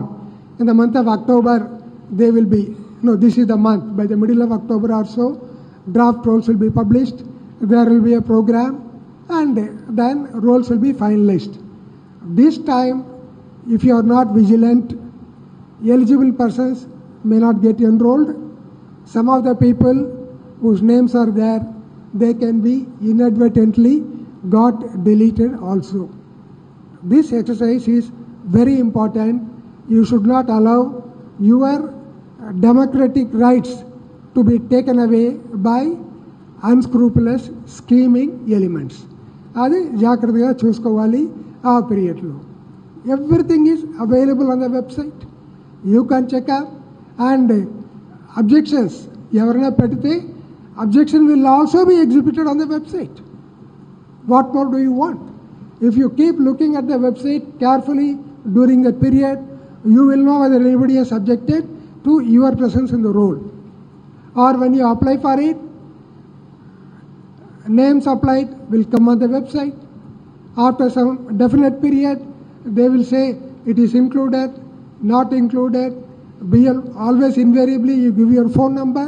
There are enough safeguards which will ensure that your name is there in electoral roll if you are a genuine voter.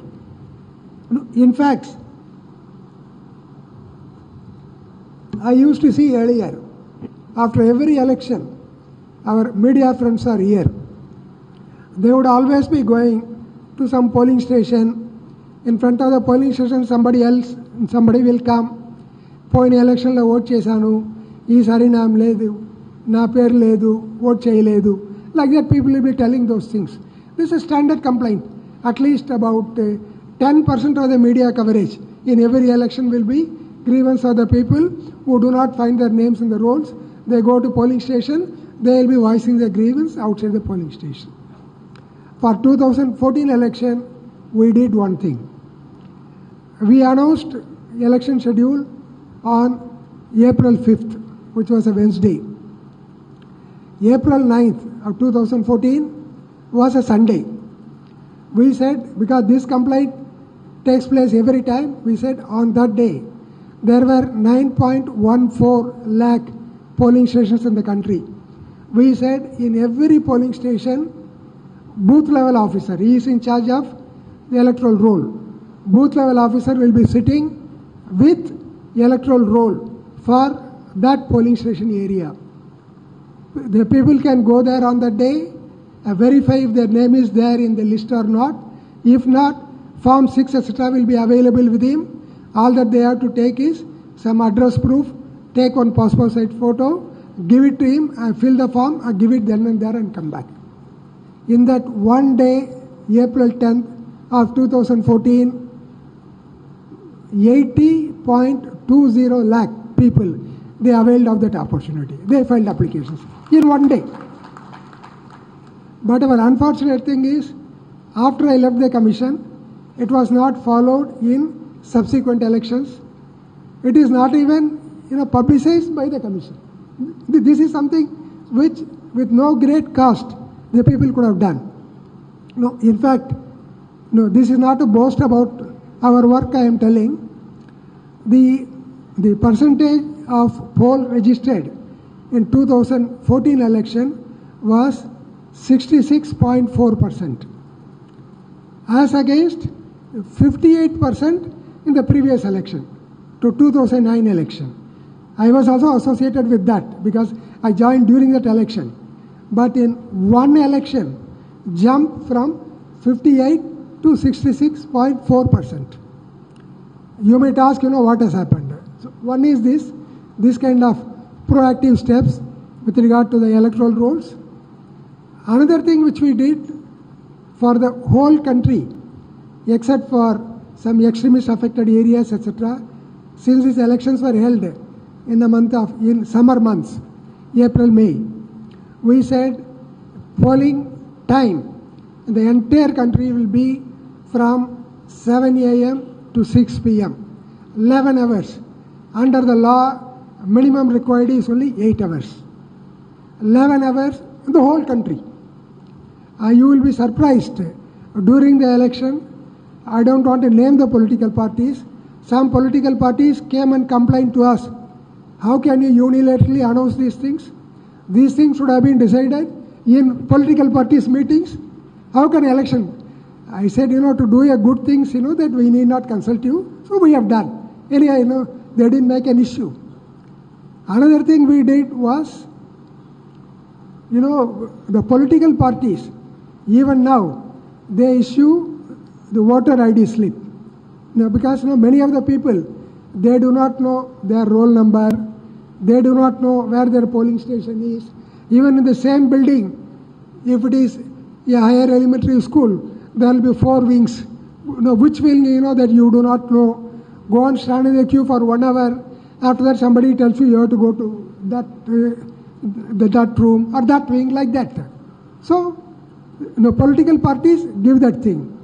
But then political parties will give it only to their followers, to their supporters, not to neutral people, not to others. So, during that period, we decided we will give it ourselves. Our Tahsildar or MRO will sign that. He will give. Then we thought, what is the difference between that voter ID card, that EPIC, and this?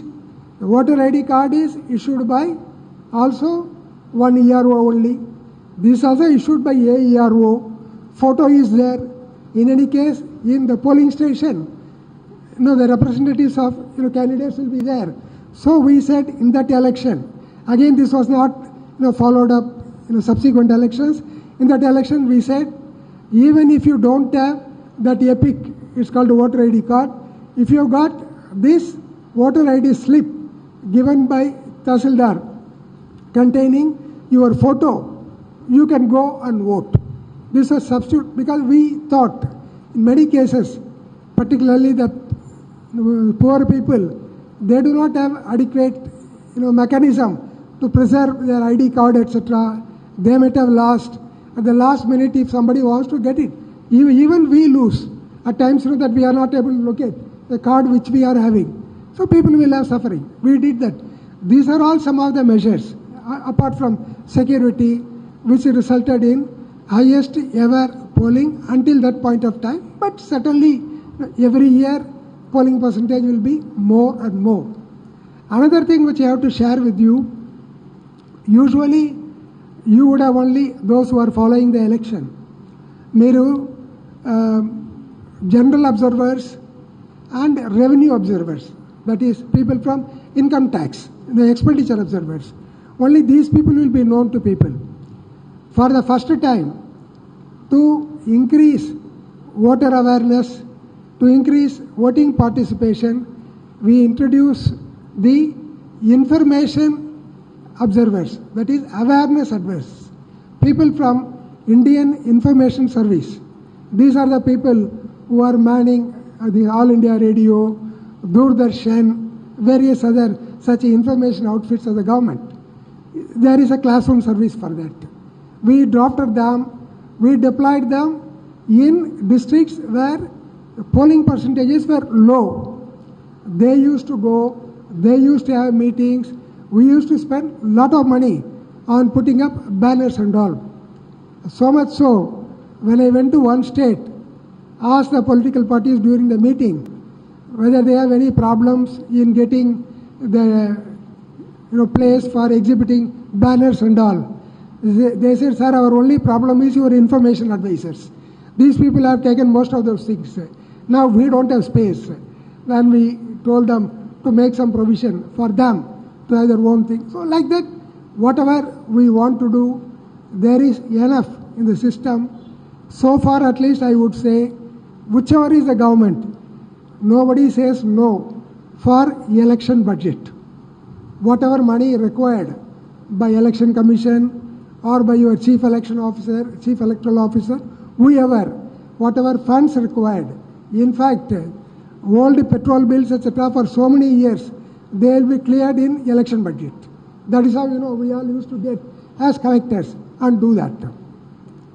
And a thing which a poll-going state like you should realize, as I have already told you, is take care of your thing in electoral roll.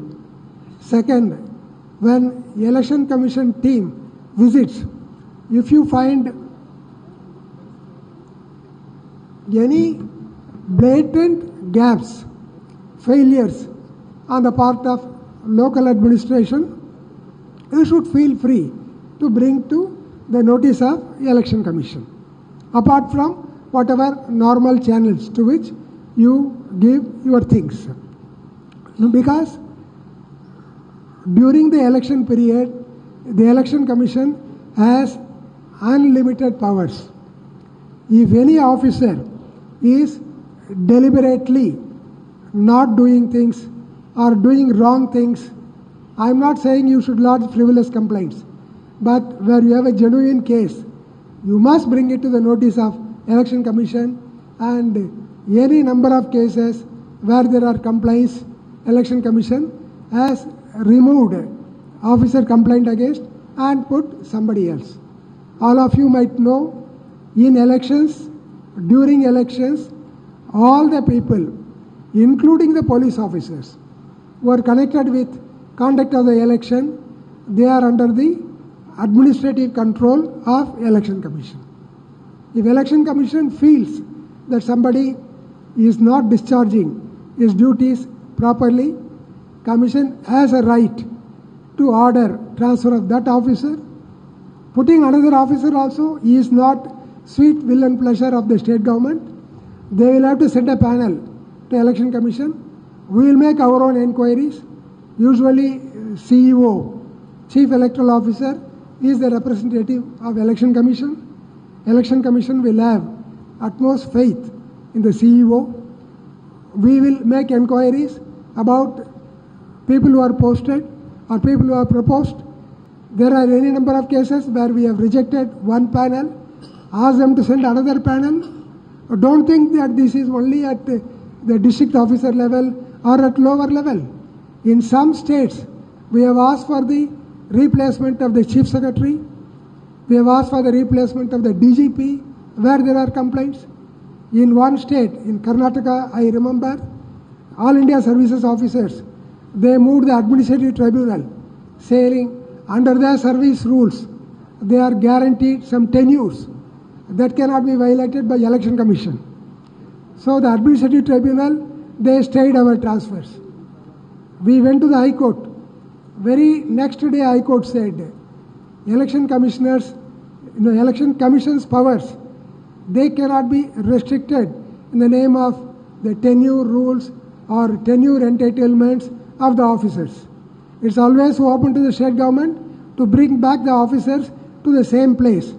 But election commission has a right to choose the officers in whom they have confidence to conduct the polls.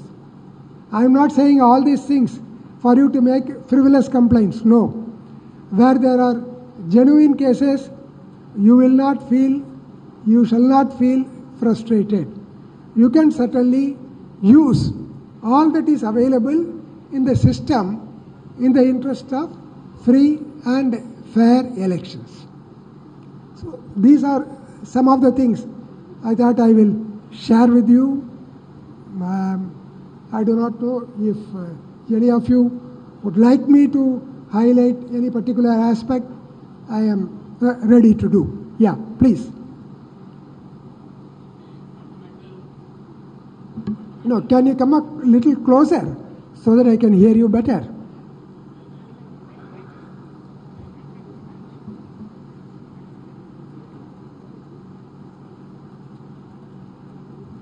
Yeah. As a citizen, we expect an independent and impartial election commissioners. Yeah. For that reason, only recently the Supreme Court said the chief election commissioners and election commissioners selection panel, which will be selected by 3 people.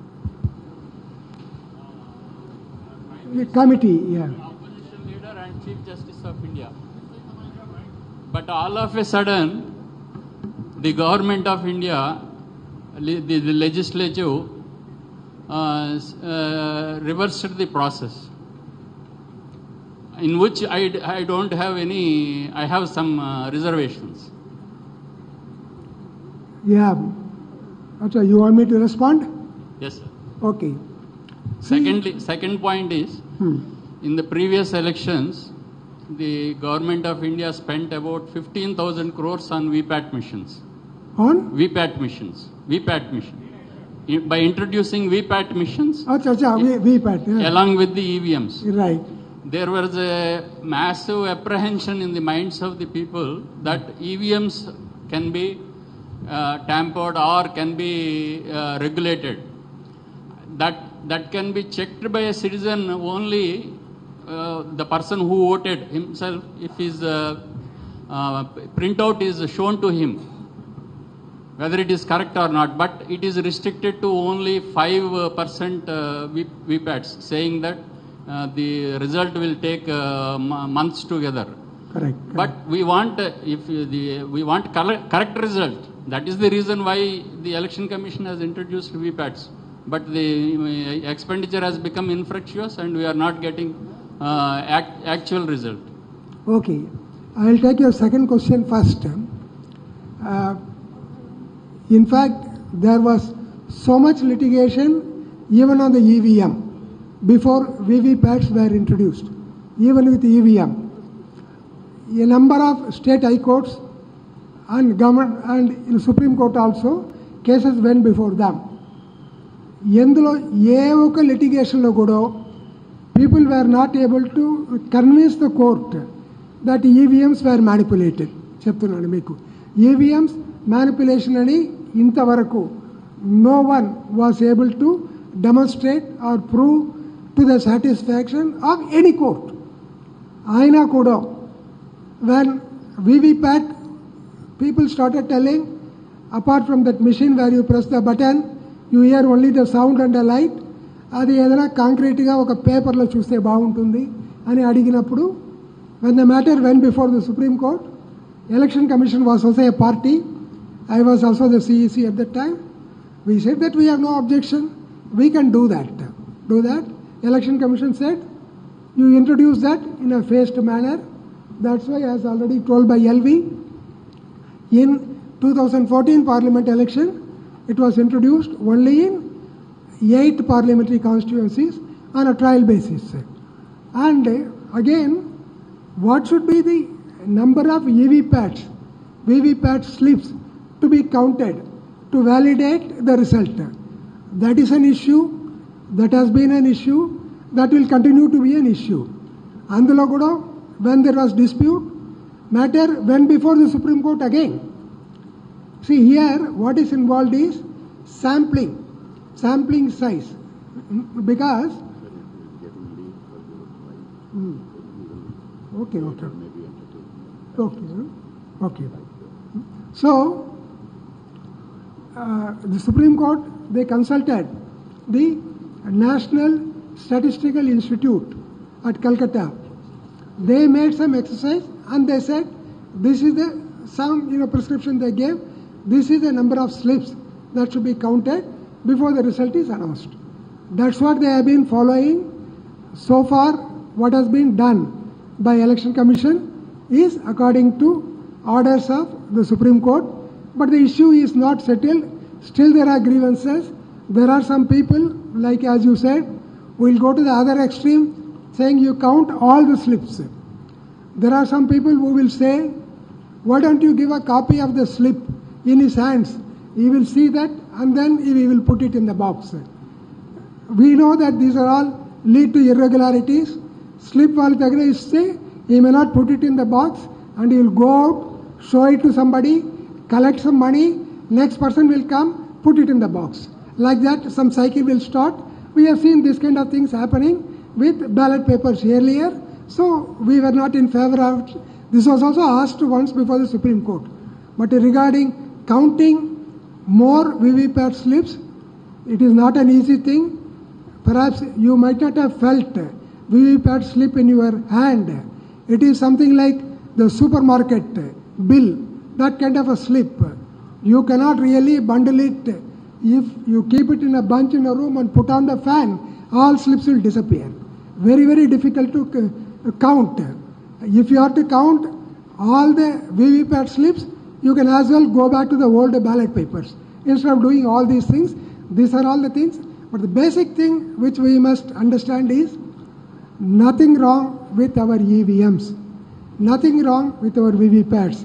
At least so far, I may say because I have been Chief Election Commissioner, but so far no one has been able to demonstrate.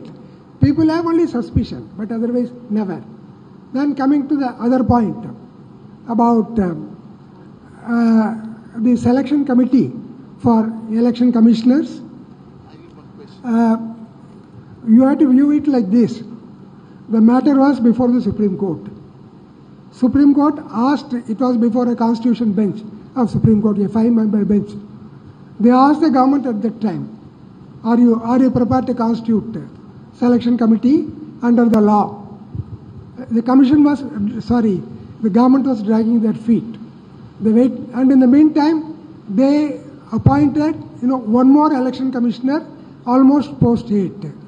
So the Supreme Court got piqued. They said, okay, you take your own time to appoint your selection committee. In the meantime, we give you an order, you follow this committee composition, that is the Prime Minister, CJ of India, leader of the opposition. They said, until you make a law, because these are all matters which are in the purview of the law.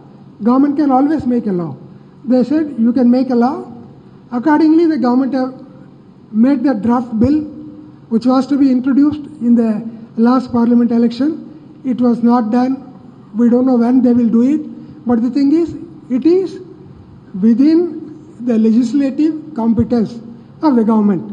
I am not saying excluding Chief Justice is right or wrong, all those debates. I am only telling government is entitled to do law making as per their powers in Parliament.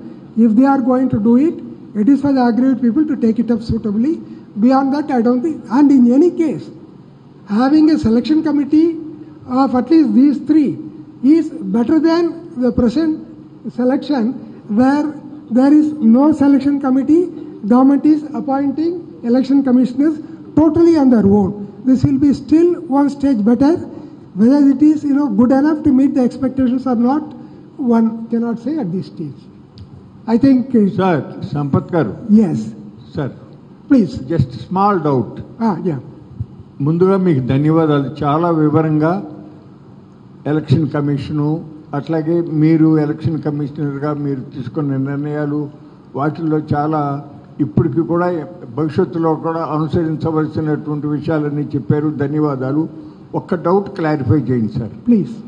ఇప్పుడు భూమి మీద నుంచి చంద్రుడి మీద ఉన్నటువంటి రోవర్ని నడిపించడమో లేకపోతే start చేయటమో ఆపటమో చేయగలిగిన విధంగా సాంకేతిక పరిజ్ఞానం అభివృద్ధి అయినటువంటి ఈ రోజులలో కొంతమందికి అనుమానాలు ఉన్నాయి.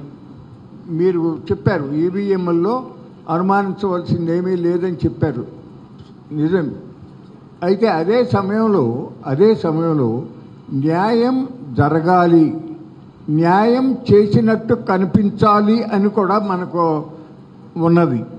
ఈ పరిస్థితుల్లో మనకన్నా సాంకేతికంగా ఆర్థికంగా చాలా అభివృద్ధి చెందినటువంటి అనేక అభివృద్ధి చెందిన దేశాలలో ఈనాడు బ్యాలెట్ సిస్టమే వాళ్ళు ఫాలో అవుతూ ఉన్నటువంటి పరిస్థితులలో మన భారతదేశంలో మనము మళ్ళీ ఆ బ్యాలెట్ సిస్టమ్ నుంచి ఈవీఎంలోకి వచ్చాం.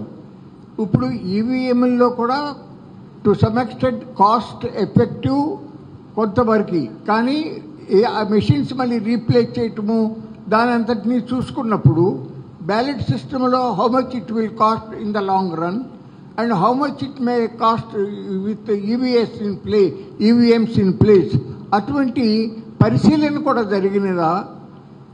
మళ్ళీ బ్యాలెట్ సిస్టంలోకి వెళ్ళటానికి అభ్యంతరాలు ఏమిటి? జస్ట్ బ్రీఫ్గా కాస్త.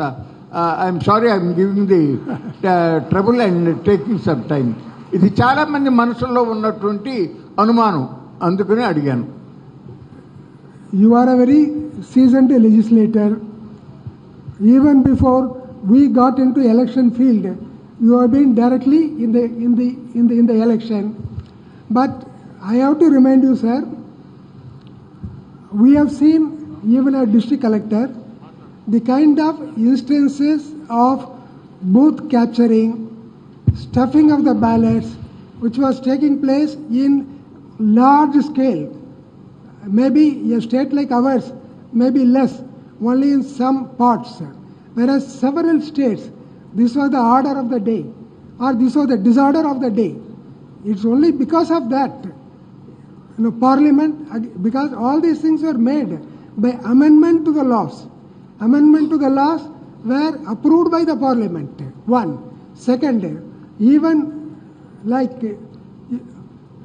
the BJP, which is ruling the country for 2 terms now, BJP stalwarts before 2014 election, they have brought out books, Democracy at Risk, in which they were totally against EVM. The same people, after they have come to power, and some people started telling no, because they are willing, that they are keeping quiet. If they are winning everywhere, then why did they lose in a Karnataka election? So like that, EVMs have shown that this has nothing to do with parties winning or losing.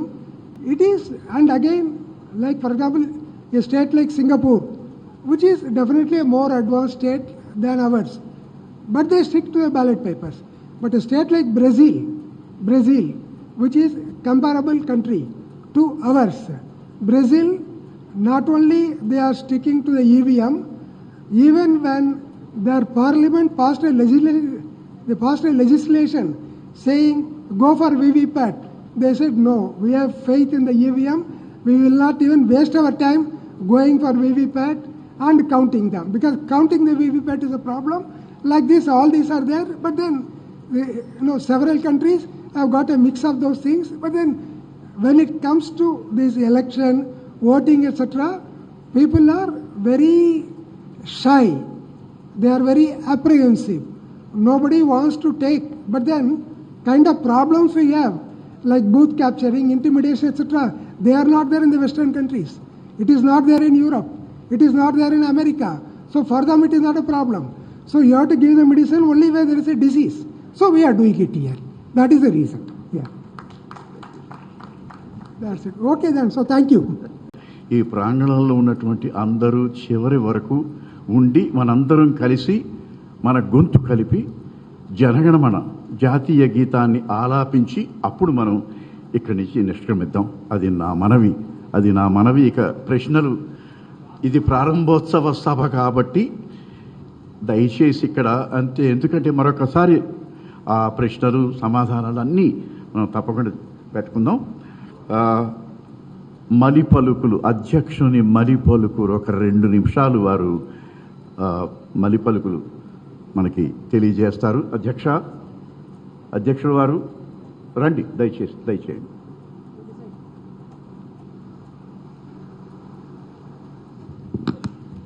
ఇందాక మాట్లాడినంత ఎక్కువగా మాట్లాడను, ఎందుకంటే విసుగు చెందిన సభ్యులు కొంతమంది నిష్క్రమిస్తున్నట్లుగా అనిపిస్తున్నది నాకు. ముందుగా మా వ్యవస్థాపక సభ్యుల్లో ముఖ్యులైనటువంటి శ్రీ టి గోపాలరావు గారు, మాజీ ఐఏఎస్ అధికారి, రాష్ట్ర ప్రభుత్వ మాజీ ముఖ్య కార్యదర్శి, వారు అనివార్యమైనటువంటి ఆరోగ్య కారణాల వల్ల ఈ సభకు హాజరు కాలేకపోయారు. కానీ వారి ఆశీస్సులు, శుభాకాంక్షలు ఈ ప్రయత్నానికి తెలుపుతూ మాకు సందేశం ఇచ్చారు. వారికి మా కృతజ్ఞతలు తెలియజేసుకోవడం ముందు బాధ్యత. రెండవది, ఇప్పుడే గౌరవ శ్రీ సంపత్ గారు మన సిటిజన్స్ ఫర్ డెమోక్రసీ, ప్రజాస్వామ్యం కోసం పౌరులు అనేటువంటి మన ప్రయత్నానికి ఒక ఆలంబనగా ఈ వెబ్సైట్ ఇనాగరేట్ చేయడం జరిగింది. ఆ వెబ్సైట్లో ఎక్స్ప్రెషన్ ఆఫ్ ఇంట్రెస్ట్, ఈ సంస్థ కార్యకలాపాల మీద, ఈ సంస్థ ఆశయాల మీద, లక్ష్యాల మీద ఆసక్తి ఉన్నటువంటి వారి వివరాలు మాకు ఆన్లైన్ ద్వారా పంపించినట్లయితే వారితో మేము కలిసి ముందు పనిచేయడానికి, అందరికీ లక్ష్యమైనటువంటి ప్రజాస్వామ్య పునరుద్ధరణకు, ప్రజాస్వామ్య పటిష్టతకు పనిచేయడానికి వీలుంటుందని మీకు మనవి చేస్తూ, అందుచేత ఆసక్తి కలిగిన వారు మీలో అందరూ కూడా ఆ వివరాలు మాకు ఆన్లైన్ పంపించమని, అలాగే మీకు తెలిసిన వారికి, మీ పరిచయస్తులకు, మీ స్నేహితులకు అందరికీ కూడా ఇటువంటి సంస్థ ఒకటి వారి కార్యకలాపాలు మొదలుపెట్టారు, మనం అందరం వారికి సహకరిద్దామని మీరు వారిని కూడా ప్రోత్సహించి, వారిని కూడా ఎక్స్ప్రెషన్ ఆఫ్ ఇంట్రెస్ట్ మాకు పంపించేటట్టుగా చేసి ఆన్లైన్లో మాకు ప్రోత్సాహకుల్ని ఎక్కువ చేసి మరింత ప్రోత్సాహాన్ని మా ప్రయత్నాలకు ఇస్తారని మనం చేసుకుంటూ ఉన్నాను. ఇక తర్వాత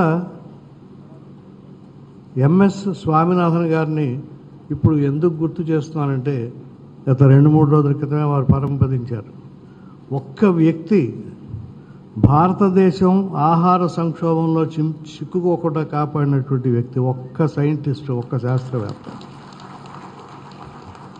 మీ అందరికీ చాలామందికి తెలుసునో తెలియదో నాకు తెలియదు, వారికి కుడిభుజంగా మన ఆంధ్ర శాస్త్రవేత్త శ్రీ మంగిన వెంకటేశ్వరరావు గారు, ఎంవి రావు గారు అంటారు. మన ఆంధ్రప్రదేశ్ వ్యవసాయ విశ్వవిద్యాలయానికి ఉపకులపతిగా పనిచేసినటువంటి ఎంవి రావు గారు గోధుమ వంగడాల్లో అధిక దిగుబడి కలిగిన వంగడాలను అభివృద్ధి చేయడంలో ప్రముఖ పాత్ర వహించారు. ఒక 2 శాస్త్రవేత్తలు వరిని, గోధుమని 40 కోట్ల జనాభా నుంచి 140 కోట్లకు జనాభాకి పెరిగిన భారతదేశానికి సరిపోయేటట్టుగా పండించగలిగినటువంటి ఆ శక్తిని ఇచ్చినప్పుడు మనం ఇంతమంది కలిస్తే ప్రజాస్వామ్యానికి మనం శక్తి ఇవ్వలేమా అని మిమ్మల్ని అడగాలి. తప్పకుండా చేయగలం.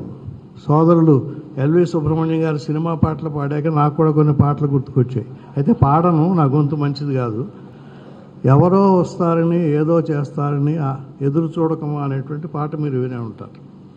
అలాగే మహాకవి శ్రీ చెప్పాడు, అలా ఎదురు చూడవలసిన పని లేదు, పతితులార భ్రష్టులార బాధా సర్ప దష్టులార ఏడవకండి వస్తున్నాయి జగన్నాథ రథచక్రాలు అన్నాడు.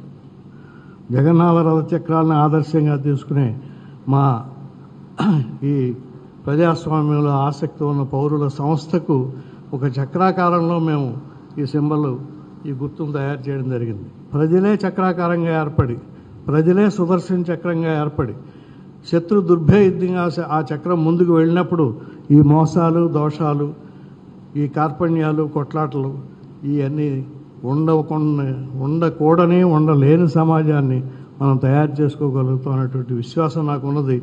ఈరోజు సభను చూసిన తర్వాత ఇంకా ఆ విశ్వాసం పెరిగింది. సభికుల్లో ఒకరు, మనం విడిపోయే ముందు భారతదేశ రాజ్యాంగ పీఠిక గురించి మళ్ళీ మనందరం దాన్ని పునరుక్తి చేస్తే బాగుంటుంది అని అన్నారు. అక్కర్లేదు, ఆ ఆలోచన ఆయనకు వచ్చిందంటేనే చాలా గొప్ప సంతోషంగా ఉంది. అటువంటి ఆలోచన ఈ సభలో ఉన్నటువంటి అనేక మందికి వచ్చి ఉంటుంది. 1950 జనవరి 26వ తారీఖున ఏ రాజ్యాంగాన్ని అయితే మనం అమలులో తెచ్చుకున్నామో ఆ రోజున ఈ దేశ పౌరులు వారికి వారు ఏ రకమైనటువంటి భారతదేశాన్ని తెస్తామని ప్రమాణం చేశారో ఆ భారతదేశాన్ని తెచ్చే వరకు మనందరం కలిసి కృషి చేద్దాం. తప్పకుండా విజయం సాధిస్తాం. అపజయానికి భయపడక్కర్లేదు, ఎదురు దెబ్బలకు పారిపోవక్కర్లేదు. మనందరం కలిసి రోజున ఏ శక్తినైనా ఎదుర్కోగలిగినటువంటి శక్తి ఆ దుర్గామాత, కనకదుర్గామాత ఇంద్రకీలాద్రి కొండమించి మనకి ఇవ్వాలని ఆశిస్తూ ఈ అవకాశాన్ని నాకు ఇచ్చినటువంటి మీ అందరికీ నమస్కరిస్తూ, నా తరఫున మా సభ్యులందరి తరఫున మాకింత ప్రోత్సాహం ఇచ్చినందుకు పాదాభివందనం చేస్తూ సెలవు.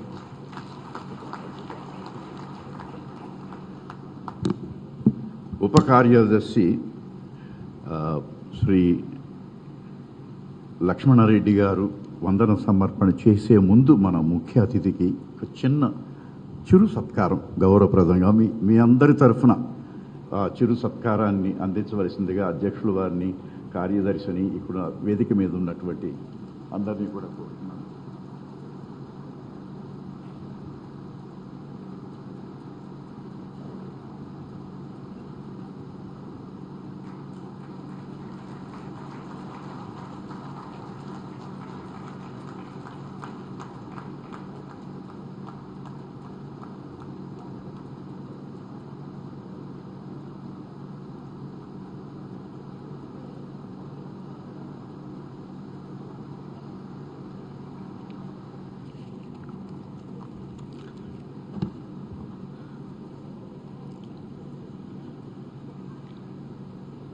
సిటిజన్స్ ఫర్ డెమోక్రసీ సంస్థ ఆవిర్భించి కొద్ది రోజులు మాత్రమే అయింది. 15 మంది వివిధ రంగాల్లో నిష్ణాతులు, సామాజిక సేవలో విశిష్ట కృషి చేసిన వాళ్ళు ఒక కార్యవర్గ సభ్యులుగా కొనసాగుతూ కృషి చేస్తున్నారు. ఈరోజు ఉదయం కార్యవర్గ సమావేశం జరిగింది. వారందరినీ చూసిన తర్వాత తప్పనిసరిగా ఆంధ్రప్రదేశ్లో ప్రజాస్వామ్యం వికసించడానికి, ఆంధ్రప్రదేశ్లో ప్రస్తుతం ఉన్న ఆర్థిక, రాజకీయ, సాంస్కృతిక విషయాల్లో పలు మార్పులు రావడానికి దోహదపడుతుందని ఆశిస్తూ ఉన్నాను. పవిత్రంగా ఉండాల్సిన రాజకీయాలు బూతులతో, ద్వేషాలతో, విద్వేషాలతో కొనసాగుతున్న ఈ వాతావరణానికి సిటిజన్స్ ఫర్ డెమోక్రసీ స్వస్తి పలుకుతుందని ఆశిస్తున్నాను. ఈ 15 మందిని చూసిన తర్వాత, ఆంధ్రప్రదేశ్ ఏర్పడిన తర్వాత ఇంత పెద్ద వ్యక్తుల సమూహం ఏర్పడటం ఇదే మొదటిసారి. అందువల్ల నేను నాకున్న 45 సంవత్సరాల సామాజిక జీవితంలో ఇంత గొప్ప సంస్థని నేను చూడలేదు. తప్పనిసరిగా మీ అందరూ ఆశిస్తున్నా, మీరందరూ కోరుకుంటున్నా మంచి మార్పులు తీసుకురావడానికి ఈ కమిటీ పనిచేస్తుందని తెలియజేసుకుంటూ, ముఖ్య అతిథిగా ఇచ్చేసిన విఎస్ సంపత్ గారికి, అధ్యక్షత వహించిన జస్టిస్ గ్రంథి భవానీ ప్రసాద్ గారికి, వేదిక మీద ఉన్న పెద్దలు నిమ్మగడ్డ రమేష్ కుమార్ గారు, ఎల్వి సుబ్రహ్మణ్యం గారు, డాక్టర్ ఎంసీ దాస్ గారికి, కమిటీ సభ్యులకు, వివిధ సంస్థల నుంచి, రాజకీయ పార్టీల నుంచి ఇచ్చేసిన పెద్దలందరికీ కృతజ్ఞతలు తెలియజేసుకుంటున్నాను. ముఖ్యంగా ఈ సుందరమైన ఈ ఆడిటోరియంను ఉచితంగా అందించి ఇక్కడ హైటీ ఏర్పాటు చేసి ఇంత మంచి వాతావరణంలో ఈ సభను జరుపుకోవడానికి తోడ్పడిన సిద్ధార్థ విద్యా సంస్థల యాజమాన్యానికి, పి లక్ష్మణరావు గారికి కృతజ్ఞతలు తెలియజేసుకుంటున్నాను. సాయంకాలం అయినప్పటికీ మీడియా ప్రతినిధులు చివరి వరకు ఉండి ఈ సమావేశాన్ని జయప్రదం చేసినందుకు మీడియా ప్రతినిధులకి కృతజ్ఞతలు తెలియజేసుకుంటున్నాను. భవిష్యత్తులో ఇలాంటి మంచి కార్యక్రమాలని మరిన్ని విజయవాడ నగరంలో జరుపుకుంటామని, మీ అందరి యొక్క ఐక్య కృషితో, మీ అందరి యొక్క మద్దతుతో సిటిజన్స్ ఫర్ డెమోక్రసీ అనేది ఆంధ్రప్రదేశ్లో ప్రజాస్వామ్యాన్ని వికసింపజేయడానికి కృషి చేస్తామని తెలియజేసుకుంటూ సెలవు తీసుకుంటున్నాను. Thank you. మనందరం గొంతు కలిపి లేచి నిలబడి మన జాతీయ గీతాన్ని ఆలాపిద్దాం. అయ్యా. जनगणमन अधिनायक जय हे भारत भाग्य विधाता, पंजाब सिंधु गुजरात मराठा द्राविड उत्कल वंगा, विंज हिमाचल यमुना गंगा उच्छल जलजित रंगा, तव शुभ नामे जागे तव शुभ आशीष मागे, गाहे तव जय गाथा। जन गण मंगलदायक जय हे भारत भाग्य विधाता। जय हे जय हे जय हे, जय जय जय जय हे। जय हिंद।